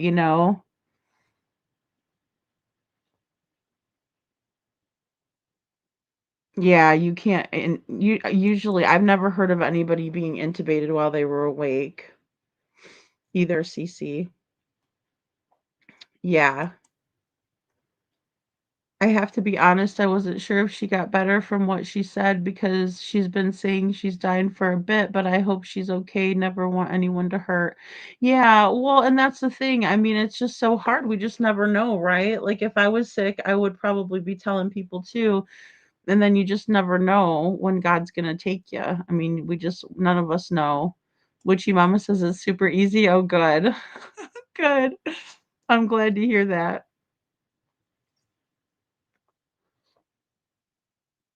Yeah. Yeah, for sure. It is. It's yeah, I know. Well, and then, it's so hard. Yeah, I'll definitely find you in there too, Joe and Andrea. And like I said, I'm gonna add it to like I have to try to figure out how to add it to the tier. Like, I don't know how that works. Like, if somebody gets a membership, I would have to see that they got the one that came with that membership, I guess. I will have them little red. Oh my goodness. Yeah. I don't plan on going anywhere anytime soon, but again, we never know, right? I'm still fairly young, I guess. Young at heart, try to be. Oh, cool. Okay, so yours is easy, Joe. Let me write it down though, because I know I'll forget, or I'll put it in my notepad thing on my phone. That's better, probably. I've been trying to not do the physical notepads as much because I know they could be. Then I have to look through my notebook, and here I could just look at my notes. Joe O'Neill. All right. Zeros. Okay, cool. Fantastic. And I'll post mine when I do it. I'm going to do a community thing, community post. Um Okay, I'd have to give out a code or attach it to YouTube memberships. Oh, cool. I will do that. Attach it to the memberships that way. Because I know sometimes they gift out the memberships. Thank you to everybody who did gift a membership tonight. Yeah, crap does happen. Crap does happen. Nasogastric intubation. All I know is he was resisting the process. Oh no, Magic Star. I wonder what goes on in Discord that we can't do here. I'll have to research. Well, what it is, Cece, is that like we could post, like we could share screenshots and stuff like that. You know? Cool. That's cool, Joe. Yeah. And dirty stuff, Joe. You're already misbehaving. Look at you. No, I mean, I think it's cool that you can share more like than we can in the chat. I mean, like you guys as mods, whoever has a wrench can drop links and stuff, but it's not like we could see like a picture or like say CC had something to share, of a screenshot that she found on whatever X or something like that, and then she could just put it into the chat and then um voila, we can all see it. Oh, great. Gabby says you can voice chat in rooms. Cool. You can share images, info files. Yeah, and see that's a big one for us. That way we can all look at it. And there's little things that you guys could pick out, screenshot, highlight it, send it to me. I can put it in videos. Um yeah, the ability to share pictures. Thanks, Magic Star. Yeah. You could do that on Patreon too, Lil Red says. See, and I'm not as familiar. Now, I did buy a Patreon. I was telling you guys the other day for Plunder, and hers is worth the $7.99 that you pay to get all of the court docs. Like it was unbelievable the amount of stuff that I got, but I kind of scaled back on some of my memberships and stuff just for the holidays and stuff. Um, I know. See, that's the thing. I know Jude was saying she had an old Discord too. Oh, let me see, Bo. I'm sorry if I missed it. Asked this earlier. Don't know if it was answered already. I had to step out for a bit, but where was the picture of Sebastian sitting that wasn't Sebastian? Do you know? I haven't seen it. I never saw the picture that they're talking about, but they came out and finally updated us that sighting. Yeah, I've not seen it yet, Bo, either. You know. Yeah, I think it would be fun, and it would be fun to do the court cases and stuff. Oh, just all of them, Witchy Mama. Like, why I joined hers was for Jack and Lily's case because she was getting all of the transcripts and stuff out on all the dispatch audio, and because they are in Canada, a lot of people speak French, and so they were dubbed over in English. Um, you know, so that's why I was that's what I was originally looking for, which she had all of that. Um, and she also, yeah, absolutely, Bo. I wish I could show it here. Because I did not see it. Apparently, if you're searching it out, it would have been around the 21st. So I would like to share my statue of Rat the cat. See, that's funny. And see, that'd be fun stuff that we could, do in there too. But I was just hoping to have a geographic focus to find Devlin to let people other than us know to look for him. Yeah, well, and that's really important, Joe, because the thing is with this is that, we have all of these people who are involved in posting things over on Facebook, but it's gotten really, really ugly. And if we could get a place to, where we can monitor some of that activity, moderate it, I think it would be good for Devlin to have more of a forum of speaking about just the proof, right? Like, show us some receipts, and that's one thing that I can see value in with Discord is showing the receipts for things, because we really need that. We honestly need to see that. Um, don't just say it. Show us. Well, I'm not a big fan of Facebook either, Little Red. I just think people go on there and talk smack, and they're not really talking truth. They're not giving any type of receipts. Now, I will say, some of the posts that I saw were they were producing receipts, like in order to show Tamara and them what they were talking about. Then Tamara posted some of her own receipts in there, so that was good. I'm still trying to get Tamara to send me the messages that she wanted me to see, but I need the context behind it. Context is very important, because it can be taken out of context very quickly if we don't have that background context. You could put a page topic in the Discord for pets. Oh, cool. That is really neat. Thanks, Witchy Mama. The picture that was not Sebastian had his face blurred out. Oh. Well, how the fudge are we supposed to know if it's him or not? Oh, Lord. Why do they do this to us? I'm so sick of the fuckery. I'm just saying. Lady Freedom, is the Culver thing for Sebastian nationwide or just Hendersonville area? I wish it was. It's just Hendersonville. They were nice enough to do that. I think that is such a great idea. I used to do that for the schools when my daughter had field day and stuff like that. Um, I would go to Andy's Frozen Custard and pick up a whole bunch of the little cups of ice cream for all the kids, and it was completely free. And all I had to do was go there and ask them, and they were like, "Sure, how many do you need?"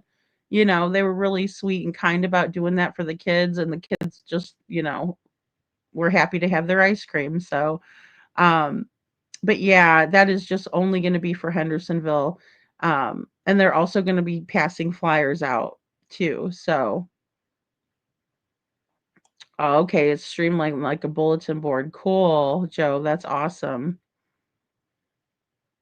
Now for pets, just go to my channel and Jack and Trick are all over my channel. I know they're so cute. I know. I love your Frenchies and Josh's Frenchies. They're so cute. I'm always like giving kisses to them in his comments when I catch him on the replay. Um, I think it's a security thing for blurring the face of underage kids so they are identifiable to the public weirdos. That's true. Yeah. Well, and that is so true, Witchy Mama. I didn't know if it was an underage kid or not, because like the one at Grandfather Mountain, I mean, that kid was all over, you know. So where was the picture? See, I don't know. Yeah. I'd like to know where the picture was. They have good custard. Andy's does. Oh yeah. Yeah, they do. They do. Well, and Culver's has been around for a long time, and they have really good custard too because my brother used to work there, so He'd bring home custard all the time. They have a really good banana one.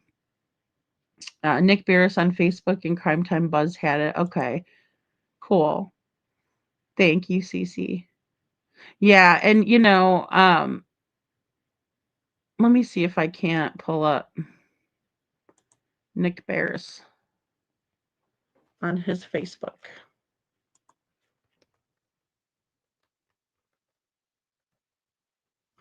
Oh, he's got 9 new ones. Look at him go.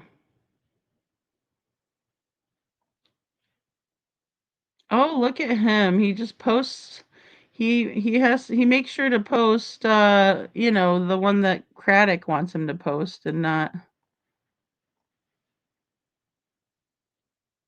Oh.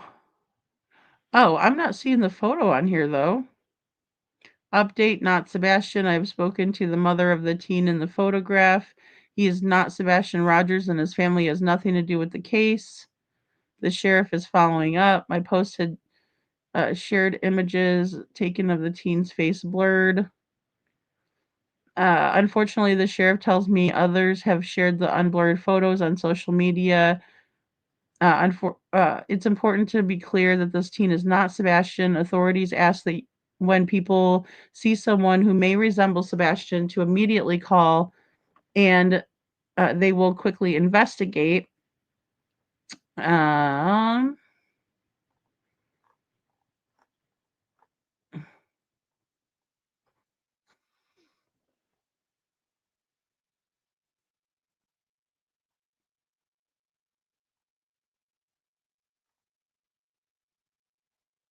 I don't see the blurred photo even.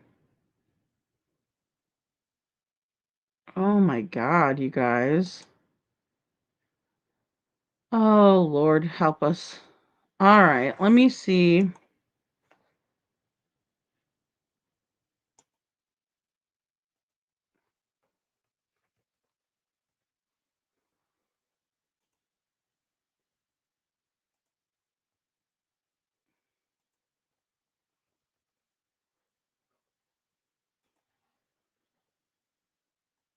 Let me just go ahead and share this with you guys. Oh, hold on, not this one.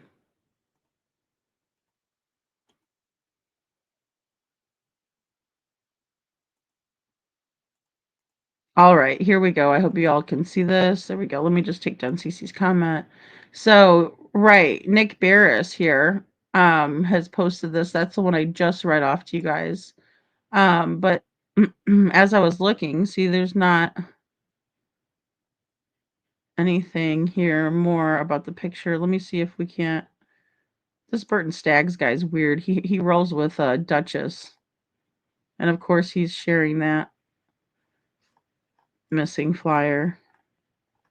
It's weird. But look at this, you guys. You see this? Look at this little girl. Look at her, guys. What the hell is happening? Oh my God. I'd like to get a hold of this son of a bitch that did this. Babysitter arrested and charged with beating a child.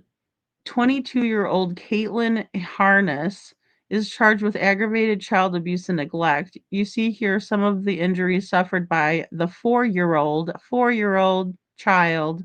The mother returned to find her daughter covered in bruises. Oh my God.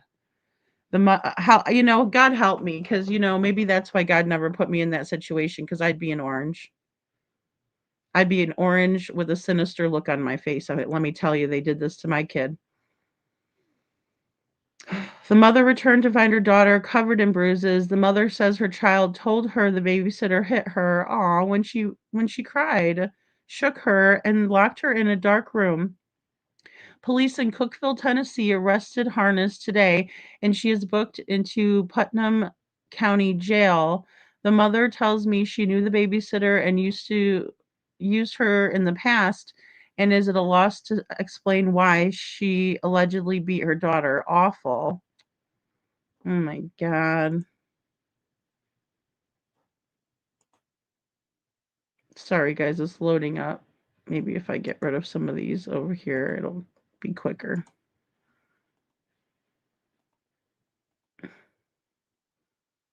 Hi, are you loading still? What's up?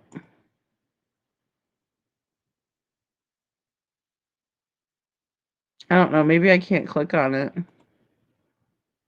I get really impatient, as you guys can see. I just start clicking away. Um, yeah, this is unacceptable. This is completely unacceptable. And that doesn't look like from what is that? She burned her with something? She put a rope around her neck and I mean those look like burn marks from you know what I'm saying? That Burton guy is a creepo. Sorry, not sorry. I mean, Bo.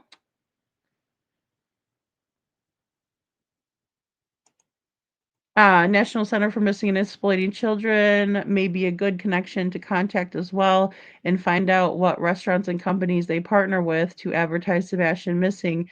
Then it could go nationwide. Has Seth looked into this? I'm not sure. I will say that I think that Voices of Truth just are putting this on. I don't think Seth had anything to do with it, to be honest. Just, not to, you know. On my last live, YouTube had me verify myself in a hole in the damn middle. Really? Really, Little Red? That's weird. YouTube does some weird stuff like that for some whatever reason. I don't know, Bo. I don't know what is wrong with people. I really don't. I mean, do you think hurting her physically is going to make her stop crying? Is my question. Like, if she's crying and you don't want her to cry anymore, you're gonna beat her till she stops? It doesn't make any damn sense. And sorry, this is an older post from December of 23. Wow, I just never saw that before. But I don't see anything, and maybe I'm not just looking on his page. I just realized that. So maybe if we go to his page, oh, he's got a pug. So cute. Um, Nothing like a nasty case of pancreatitis. Well, maybe don't drink so much. Who's got pancreatitis? Sounds like somebody's drinking too much. Nick Barris is a weird guy too. I'm sorry. He's weird. Okay, we're just gonna put it out there. He's a strange feller. Although we both love pugs. I'm not seeing. Uh, I'm not seeing anything about Sebastian on his page. Just about eating green beans for your pancreatitis.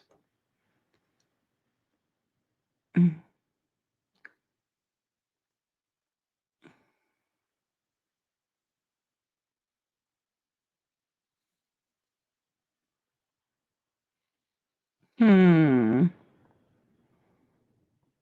Here's the Sebastian update. I guess we would have to go back a couple of days.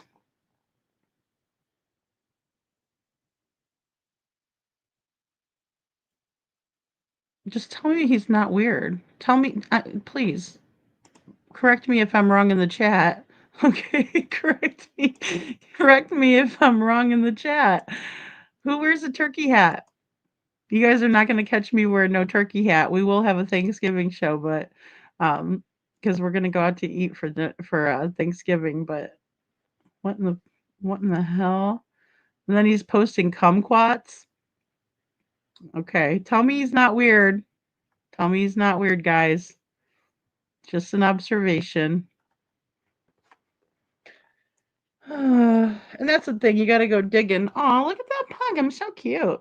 Love pugs. What happened to his eyeball, though? It looks like he's only got one eyeball. Did someone hurt him? Pugs are so precious, guys. They're so fragile. They really are. They're just the sweetest, too. They're just the sweetest dogs in the whole wide world. I do not see anything on Sebastian. He's got a bear on somebody's house. What the fudge? Mm. This lady. Oh. Hmm. Interesting. Oh, look at this one. Oh, is that one like freaking chicken? What is this? Spaghetti, lasagna, and prime rib? That looks gross. I'm sorry. Anybody that thought that looked good. That's really grosses me out. It's too much meat in one spot. All right. So I don't know, y'all. It's looking. Tell me he's not weird. She is my security blanket. Wah, wah, wah. It's okay, Lady Freedom. I'll look around and check Jay's. Thank you. I know. I don't. I'm sorry. Hey, Faye. Good morning. Good morning, doll. Good to see you. Oh boy. It's just silly, silly. Okay, so I know this week is going to be kind of weird because we have Thanksgiving. Not weird, but you know what I mean. Everyone's going to be kind of on vacation and stuff. So what I'm going to do is I'm gonna do another live tomorrow morning. I'm just gonna kind of pull an all-nighter and then do another live in the morning because I'm not sure if Nate's working a full week this week. He's probably not. And in that way, he's got to be ultra quiet. Hey, Ann Brock, good to see you. So I want to make sure I set up for next week because I would like to start getting back to our 2 lives a day. So we're just gonna do that. We're gonna go ahead and truck along and do like more of a morning show, right, instead of afternoon shows. And then like after the holiday week, then we're gonna go back to normal until Christmas. And so we're also doing the Christmas for AJ campaign. I know I need to get together with a friend of mine who has emailed one of our lovely community members who wants to help out with that. And we're going to get that rolling. So that way, it's one less thing that Jessica has to think about in terms of, just her, she has her other son, AJ, and it's a lot. It is a lot. So I just want to put this fundraiser thing out that we're doing, Christmas for AJ, and have that out there. So that's a link if you would like to help there. And then we also have a GoFundMe set up for Jessica. And it's going to go towards trying to help her find Devlin. Um, with the way that things are going in that case, I really think that it's probably better to get a private investigator involved instead of Jessica going there herself because she has her dog. She also has, AJ. It's just a lot. So, but, in terms of that, we do have Canine Jules who is willing to go out and look for Devlin, which is fantastic, right? We really need her to do that. And she so graciously, said that she would do it for free for us. So I'm very, very, very, very grateful to Jules. Shout out to her. She's not feeling well. So I know that's probably why she isn't in the chat. She's probably trying to get over that nasty crap we all had already. And so I hope that she feels better soon. And, you know, no, Joe, she is not in recovery. Not that I know of. I don't think that Jessica is ever been like on substances to the best of my knowledge. And Jules is amazing. Jules is amazing, Bo. Andrea, yeah, I was so excited. Um, yesterday just to have her, and we're going to be getting the ball rolling on that because she's not terribly far being in PA. So,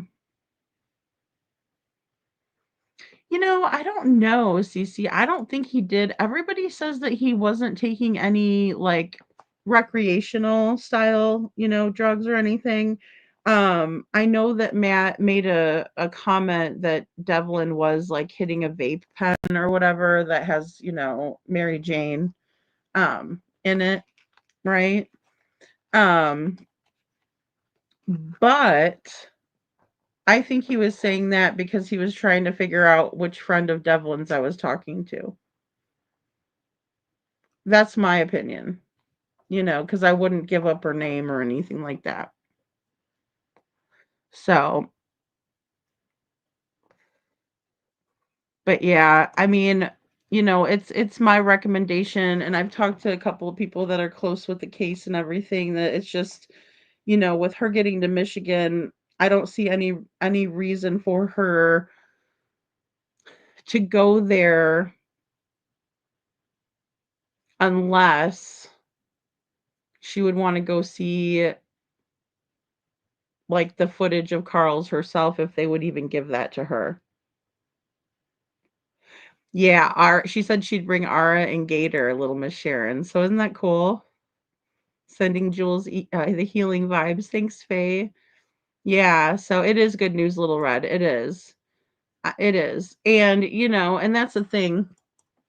I mean, if we could get these resources out there for her, I just think it's safer. Jessica had made a comment to me that's really stuck with me. And she said, the minute that I get out there, people are going to, word's going to get back to the Tates that I'm there. And I think that that's very true, especially with everybody knowing each other. Yeah, I think the minute somebody, sees her at a gas station pumping gas, or, any of that, they're going to, there's gonna be everybody talking, right?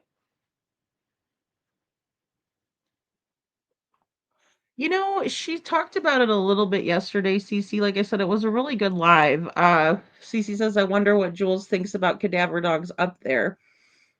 She wants to bring both of her dogs in order to search for Devlin, because, also seeking out the electronics, different things like that. Um, but then also, checking out Jen's hotspots that she's come up with is another big one. So we'll just have to see. And she's the expert in that, and I'm just so glad that she and grateful that she would give of her time and experience and her dogs that are so well trained, in order to help us. So I'm just over the moon about that. Oh no, Bo. Yeah, of course we'll pray for your German Shepherd. Aw. She was diagnosed with hip dysplasia. Not happy over here. Oh no. That's a common thing that pugs get too. Yeah, absolutely keep it private. Yeah, little red. That's it. We will not, publicize it until it's over with and done. We're. Smoking our cigar. I don't smoke cigars, but um then we celebrate. Um So, I mean, because the thing is that there's people that are not wanting, there's going to be people out there that know information, and that are not going to want to, find um these items, or things that they've hidden out wherever they've hidden them. You know, we're working on getting those water searched. It's just a really tough time of year. We really are at a disadvantage with the winter coming along. But right now, the good thing is that, it's time for the hunters to be out there, so they should be on the lookout. It's just like, even though, Fish Sticks wants to, SF investigates, which is, investigates nothing. He's super fishy. Fish Sticks over there likes to say that he found Jesse Farber in the woods. He did not. I have spoken with Rachel. I have contacted her since Jesse has been found, and I know exactly what happened there. Jesse Farber was found in July. His skull was found by ATV riders who were recreationally riding their ATVs in the woods and found Jesse Farber's skull. SF Investigates didn't have a damn thing to do about it. Not a damn thing. So all this crap that I'm seeing on X as of late about that is a bunch of crap and a crock of shit, and another lie by Mr. Fishy Fish Sticks himself. Hey, Night Driver. Good to see you, honey. He is such an ignoramus star. I can't even with him. You know, and I was going to have Rachel on the show, and she got the call about them finding Jesse, and so that's why she hasn't come up to talk. You know, they're still looking for the rest of him. And then here goes Fish Sticks up there acting like he had something to do with it. Oh, we're going to find Jesse. Too bad they already found him. Are they looking for the rest of his remains? Yes, they are. And of course, you're going to swoop in and act like you had something to do with it, you lying sack of shit. Hey, Sprinkled Donut, good to see you. You know? That's what these people do. It's pathetic. It's like, why don't you go and actually find someone and take credit for that? There's tons of people that are missing, left out there. Harmony Montgomery's still missing. Go find her, SF. Go sniff her out since you're so good. Why don't you use your drone? Fucking cretin. You know? But it really upsets me. It really does. Yeah, he was all over. And that was another like easy catch, right? Why don't you actually look? Wow, here, how about this? He was paid 15 grand by the Proud Feet. Why isn't he searching for Sebastian?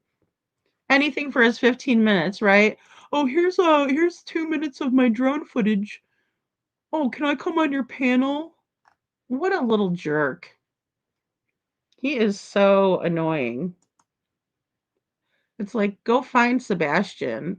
Why don't you, I'm sorry, but if I paid somebody $15,000 to go find my son and he was out there looking for other people like he is, I would have a major issue with that. And when he does get on that panel for his little 15 minutes of fame, he doesn't mention Sebastian not once.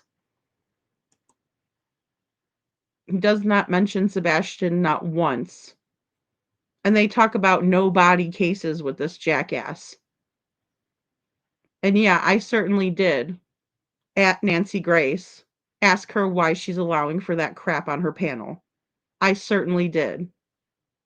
Because she's no better than me. She's a human being. She puts her friggin' pants on the same way I do.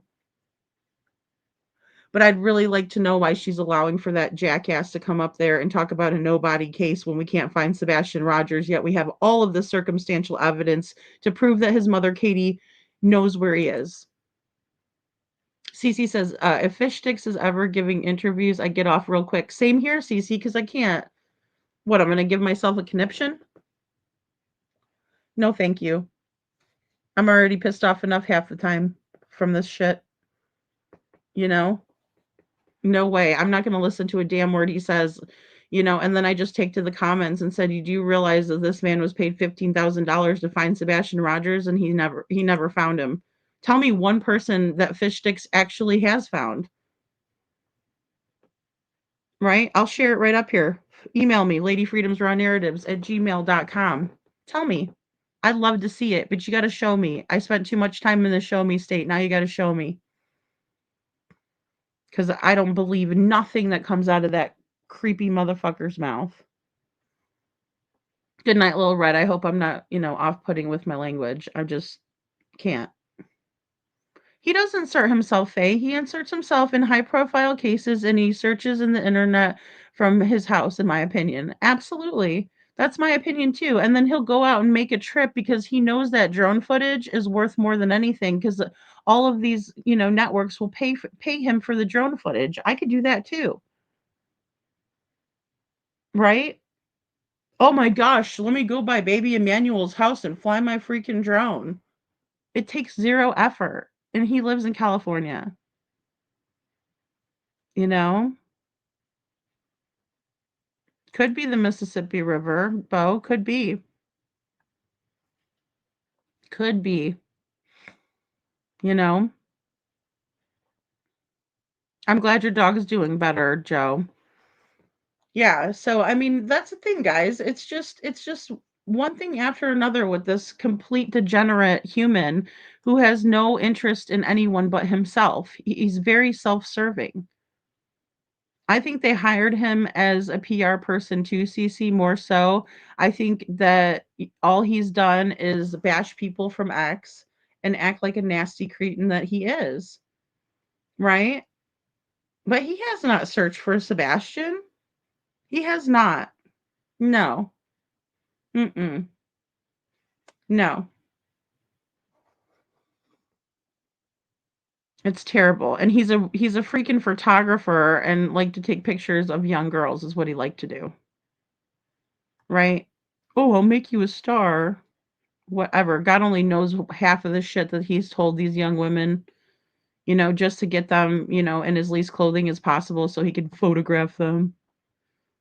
Looks like he smells of old coffee and Stetson cologne. Disgusting. Disgusting.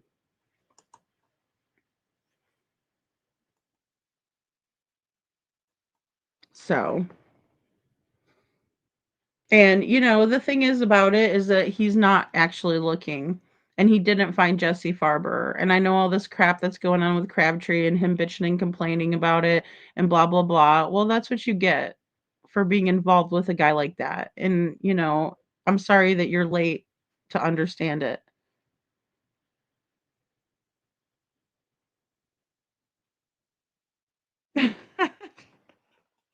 Star, he popped up with one video of a shadow at night, did his boiled hot dog interview with Chris McDonough and wandered off. Oh my god. And Chris McDonough, like, I just love when he gets on there and talks about, I would just love for him to have an interview live with Chris Proudfoot and see how that goes. See how that goes. I can't believe people like Nancy Grace legitimize him either, Holly. It's terrible, and that's what he's looking for, that recognition, right? He's like, "Oh, here, I'll give you this drone footage." It's like, for what though? You're not even showing anything. You're just flying over people's houses so we get an idea of the lay of the land. That's all you're doing. Anybody could do that. A fifth grader could do that, you know? So it's weird. It's weird and off-putting. And, I'm not gonna sit there and watch a video. What I was watching was about baby Emmanuel. And the reason why I wanted to watch that video was in order to see what Nancy Grace had to say about it. I didn't want to hear what Fish Sticks had to say about it. If I wanted to know what Fish Sticks had to say about it, I'd go on X, right? And then he's like, I'm gonna strike anyone who uses my drone footage. Oh, whatever. I'll just put a filter on it. You can't do shit because it's my content then, and I'll put some copyrighted music behind it and see how far you get on the strike. He's, he's an angry little pissed off man is what he is. You know, that would be amazing, but even better if it was with Katie unsupervised. Yeah, by her husband. Oh, absolutely, Star. I just know for a fact that they'll never do something like that. They just won't, especially not like an interview with someone like Chris McDonough, because yeah, Katie has gone on one time by herself and talked about Sebastian, but that was just like a very easy softball interview. Like, oh, it was a puff piece, a fluff piece. Oh, I'm missing my son. Okay, prove it, right? Get off your tush and do something. Because people can't do it for you, Katie. We can't do it for you. So, and also, coming back to what Star is saying here is that, Katie has said even to the police that she's not willing to answer questions without her husband. And I've said it before and I'll say it again. When Sebastian was reported missing, the minute that they found that out, they should have had the parents brought down to the station, sitting in separate rooms as they arrived. Katie would be number one in a room. That way, the police could be out looking for Sebastian, but they can also be interviewing the parents formally. The second one to arrive was Seth, the biological father. So you have the biological mother and the biological father, and they're in separate rooms to be interviewed. Right? And then when Chrissy Poo decides to grace everybody with his presence, then he needs to be put in his own separate little room himself, preferably the one that they put the kids in with the toys, because that's where he belongs. Big friggin' man baby. Right? So that never happened. That never happened. And instead, the police allowed for everybody and their mother to contaminate the last place where Sebastian was, in my opinion, a crime scene. That's on them. They can never take that back. They can never fix that. They can never make that better. There is no remedy for that. Right? And then they wasted a whole week and a whole bunch of resources. Because I'm here to tell you, if Sebastian left the house, even with socks, barefoot, like Chris and Katie want us to believe because they forgot about his shoes, and his dad saw his shoes over sitting by the door and said, those are all of Sebastian's shoes. What did he go without any shoes? He wouldn't have made it very far, guys. Those woods are unforgiving. That is some rough and rugged terrain that you're dealing with in Tennessee. All around Sebastian's neighborhood was wooded in any direction you go. He wouldn't have made it very far. So, and I know the police would be like, hey, Katie, you need to stay home, right? Just in case Sebastian does come home. But that doesn't stop the dads from going out there and searching the radius around the house where Sebastian would have been if he left without any shoes on. Another place that Sebastian might have gone without any shoes on might have been to his dad's house, right? Because that's what I originally thought. I'm like, maybe he got into it with his mom and decided to head over to his dad's house. And this is without me knowing any knowledge of the case at all. But in the very beginning, I'm thinking, okay, that is probably a possibility, right? But the problem is that his dad lives out in Clarksville. And Sebastian wasn't caught on any type of surveillance leaving the neighborhood or otherwise. So that only leads me to believe that it could have been the 3 a.m. car or cars. And that leads me to believe that maybe Sebastian didn't even make it home at all. And it's the same thing in Devlin's case. The more information that comes out, the more I examine and look at it. Devlin didn't call his mother on Easter. The last time he contacted her was around 2:00 her time, right? Which would have made it about 5:00 his time in Michigan. He called her every day, guys. He texted her every morning. He had his specific routine that he did. And he called people, and he texted people, and he reached out to people. That all stopped on April 21st. Nothing. Right? And when I ask about Easter, no one wants to give me a straight answer. So, yeah, I'm beginning to think something might have happened to Devlin either Saturday night, could have happened to Devlin on Easter. And I'm starting to believe that there was no camera footage of him at Carl's supermarket. So, again, that would be something to just prove me wrong about it. Prove me wrong. If there's footage, send it. If there's footage, show it. If you have information to the contrary of what I'm saying, let me know. I really want to know. I'm not being I'm not being a stinker or defiant when I say that. I'm saying I really want to know. I do. If you have other information, because it's just not adding up. There's something really, really wrong here. And especially when we have 8:21 a.m. him leaving, and that's the police statement, and then we have the family saying he used his bridge card then. It can't be both. It has to be one or the other, especially because Devlin was on foot.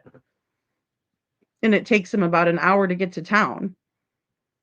And if there was an eyewitness that saw him from McDonald's in the dumpster looking for cans, that still doesn't add up to the time frame. How would he have gotten to the dumpster and then gotten to Carl's by 8:21. He wouldn't have. If he stopped over at that dumpster first, there's no way he would have made it to Carl's by 8:21 if he left the house at the time they're saying he did. It does. It does, Star. It screams foul play. And believe me, I'm trying to look at every single angle and avenue, but it always goes back to the Tates. I live in Tennessee and there's thick woods surrounding my property, and there is no way to walk barefoot in the woods. And the briars are trouble. Thank you, the briars. I call them the sticker of the pickers. Picker bushes, CC. I'm not very technical, not very scientific, but no, yeah. I mean, the minute that I got on the outskirts of the woods, I was being stuck in, by those pickers. They were sticking right to me. And I was like, oh, I don't want to go through here, you know? So no, I can imagine if I was barefoot. Yeah, there's just too much. Your feet would be wrecked, very quickly, especially if he had went in any direction from his house. Now, even walking on the concrete, it would have been an issue. So, I mean, in my opinion, the way I look at it is that Sebastian wouldn't have made it far. And if he did just stick to the sidewalks, he would have been caught on every single camera in the neighborhood leaving out. At the very least, we don't have that. We just don't have that. I don't know, or I didn't know they've been exclusive regarding Easter.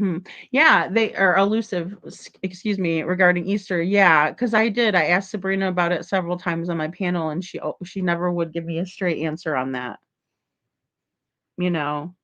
And then we find out that Lorraine and Sandra went to church with Devlin that day, but there's also been no confirmation about that either. And then Tamara, after the live, wanted to tell me all about Easter and what she knew about it. And she was telling me that Pastor Marilyn had told her that Devlin was telling everybody at church that he was excited to meet his girlfriend at the park later that day. Well, his girlfriend's name is Marie, and Marie lives in Vermontville. And according to another source that I have, that person told me that Devlin would go to Vermontville to see her and not the other way around. And she never came to see Devlin in Vermontville. Or excuse me, from Vermontville. She'd never go to Lake Odessa, in other words. So, what girlfriend was he meeting? Could he have been catfished offline? And that's where that goes. But then again, this is information coming from Tamara that's not verified at all. In my opinion, they get rid of the chair for a reason. We still have an active bolo for the chair. If anybody has any information on the whereabouts to that chair, please contact me at ladyfreedomsrawnarratives at gmail.com, and we will get you that $50 once you find that chair for us, because there's a major issue, and that chair went missing when Devlin did. And here's the thing about the chair. The chair was a very heavy chair that, according to my source, it took three men, right? 3 men to get this chair into Tamara's house.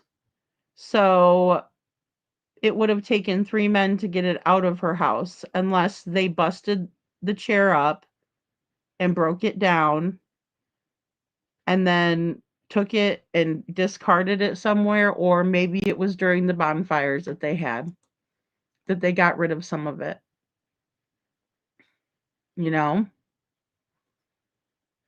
Has their house had forensics done on it where Devlin was living, luminol, etc.?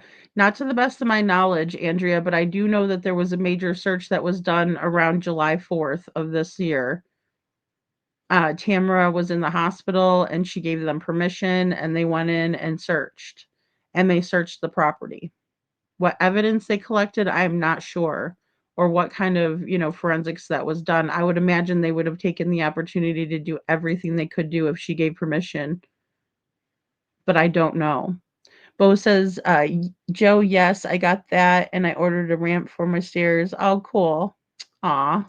You guys are so good to your pets. I'm glad. Will Hartman, Sabrina, Tamara, and Matt and Lorraine have some explaining to do, in my opinion. Absolutely. And we know that Sabrina, Will, and Lorraine are the ones that have the vehicles. They're the ones that have the vehicles. Very suspicious when you get rid of a chair. Sounds like the Wanderas. Exactly. Exactly, Andrea. Yeah. Yeah. It does sound like the Wanderas. Why would you get rid of furniture? Especially a perfectly good piece of furniture. Star says very possible, but then any catfishing would probably be evident on his computer. Very, very, very true. Very true. I don't know the date of the bonfire, Little Miss Sharon. That would have been a good, that would really, really be a good question to see. Now, that was also hearsay. So people were saying that they had two bonfires, but they didn't tell us like anything about when. No one's come forward in that regard. The chair just walked off like in Fantasia. Yeah, really. Exactly. This big heavy chair that took 3 men to get into the house, all of a sudden, poof, gone. This big kid that's 170 pounds, almost 6 foot tall, poof. Hmm. Since Tamara is still emailing you, Lady Freedom, have you asked her about the chair? I've tried to in the past, Cece, but I think I will again. I just find it odd that she wouldn't bring it up to me. If she's emailing me about other things, I'm surprised she didn't say anything about the chair. But nothing was said about the chair, not you got that wrong or anything. And that was the most snarky shit that I came up with for the chair. Because right when I found out it had been missing as well, I'm like, we need a flyer for the chair, right? Those lift chairs are gross as they are also automatic ass wipers. CC. Oh, that's funny. That is funny. Yeah, well, and I mean, they're the big ones that according to what I know, it was one of the big ones where you can recline all the way back in it, or it can go up into a standing position to assist you, just to standing. The bonfires are super sus. Holly, yeah, yeah, they are because I mean that's getting rid of evidence. And like I said before, Midwesterners, we usually are, bonfire kinds of people, right? But the problem is that wasn't really the time of year for it. I mean, it could have been. And again, people do have bonfires whenever, but it's odd, especially two of them, and especially when we don't have the chair, you know. So, well, guys, I better hop off of here, but I will be back on. I think I'm gonna probably do like an 8 or 9 o'clock show, um, because by the time, well, I have a phone call to make in the morning, so that's another reason I think it would just be easier for me to do. That way, I can knock the morning show out and then do the night show, late night court. Um, so, thanks, Holly S for the hearts. You guys are awesome. You guys silly. But yeah, so we'll do that. We're gonna keep on trucking along. I'm also working on getting some more text messages from Jessica in order to give us some more insight as to what was going on in Devlin's life. Hoping to be able to, put those out for everybody so you guys can see them. And thank you so much. Thank you, Little Miss Sharon, and thank you guys all so much for being here and caring about Devlin's case. I know it's a confusing case, and I know it's one of the ones that is not as popular. Um, but we want to get it out there more. We're working on that. I'm working on getting Jessica to get those flyers out to more people and places, and just working on knocking out like a list of people so that way we know who we've emailed, we know, all of that. So we're definitely working on that, and I have extra person also helping Jessica with that, so hopefully we can get that all set up in order. Thank you, Chuchi. So I will see you guys here in a couple hours, and I hope you all have a wonderful rest of your night. Again, thank you all so much for being here, praying for all of your puppies out there. I love dogs, love cats, love animals. Um, So I'm hoping, and then if anybody hears from seclusion, please, please, please email me and just let me know. Um, oh, thank you, Chuchi. Thank you so much. The Eagles in the chat. So what the Eagles in the chat are for? Oh my gosh, I can't believe I almost forgot. Okay, so let me go to my community posts. Alrighty.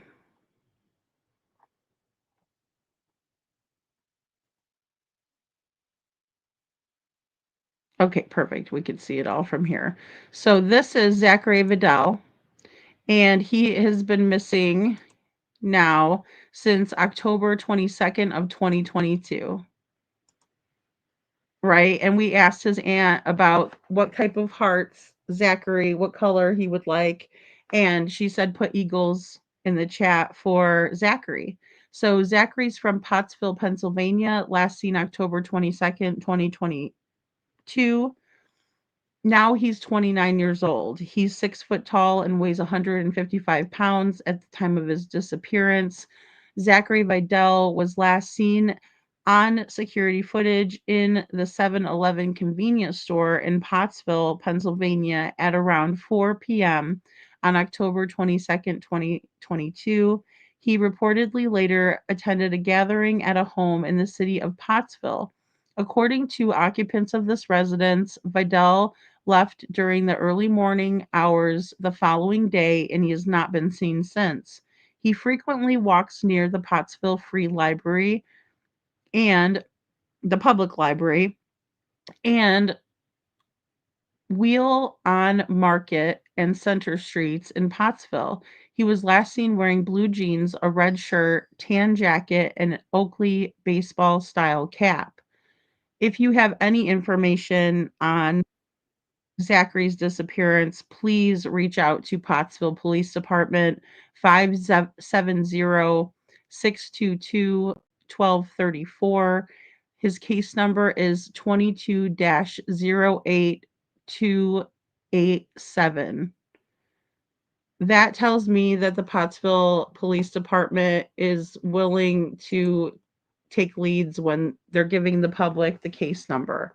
So if you have anything, please, please, please. The Wheel on Market Street is no longer a restaurant anymore. Thank you, Chuchi. Thank you. Yeah, because this happened 3 years ago, guys. So, um, yeah, yeah. Um, and Zachary's a handsome young man. I'm gonna get more information, and we're gonna do a live about Zachary as well. So I'm not as familiar with his case, but again, Jules had recommended me to his aunt Cindy. She's going to be reaching out to me about Zachary's case, and we might be having her up on the panel sometimes very soon. But I want to make sure that I get um, I like to have enough knowledge about the case, at least a little bit, to where, I'm not asking the family members silly questions that they've answered a million times. If it's out there, I can just verify that information or that sort of thing. So, um, but again, you guys, thank you so much. Please share Zachary's flyer. Please share Devlin's flyer. And of course, always share Sebastian Rogers' flyer. It's all we can do to just keep their name and their face out there so everybody knows that we haven't found them yet. So, and then again, my prayers for our beautiful friend Seclusion. I hope she is still with us. If she is not, then I hope that she is somewhere enjoying her Godiva chocolate. That's all I'm gonna say about that for now because I'm not sure. But yeah, it's just not gonna be the same around here if she's no longer with us. So again, I love you guys. I hope you all have a wonderful rest of your night, and I will see you soon.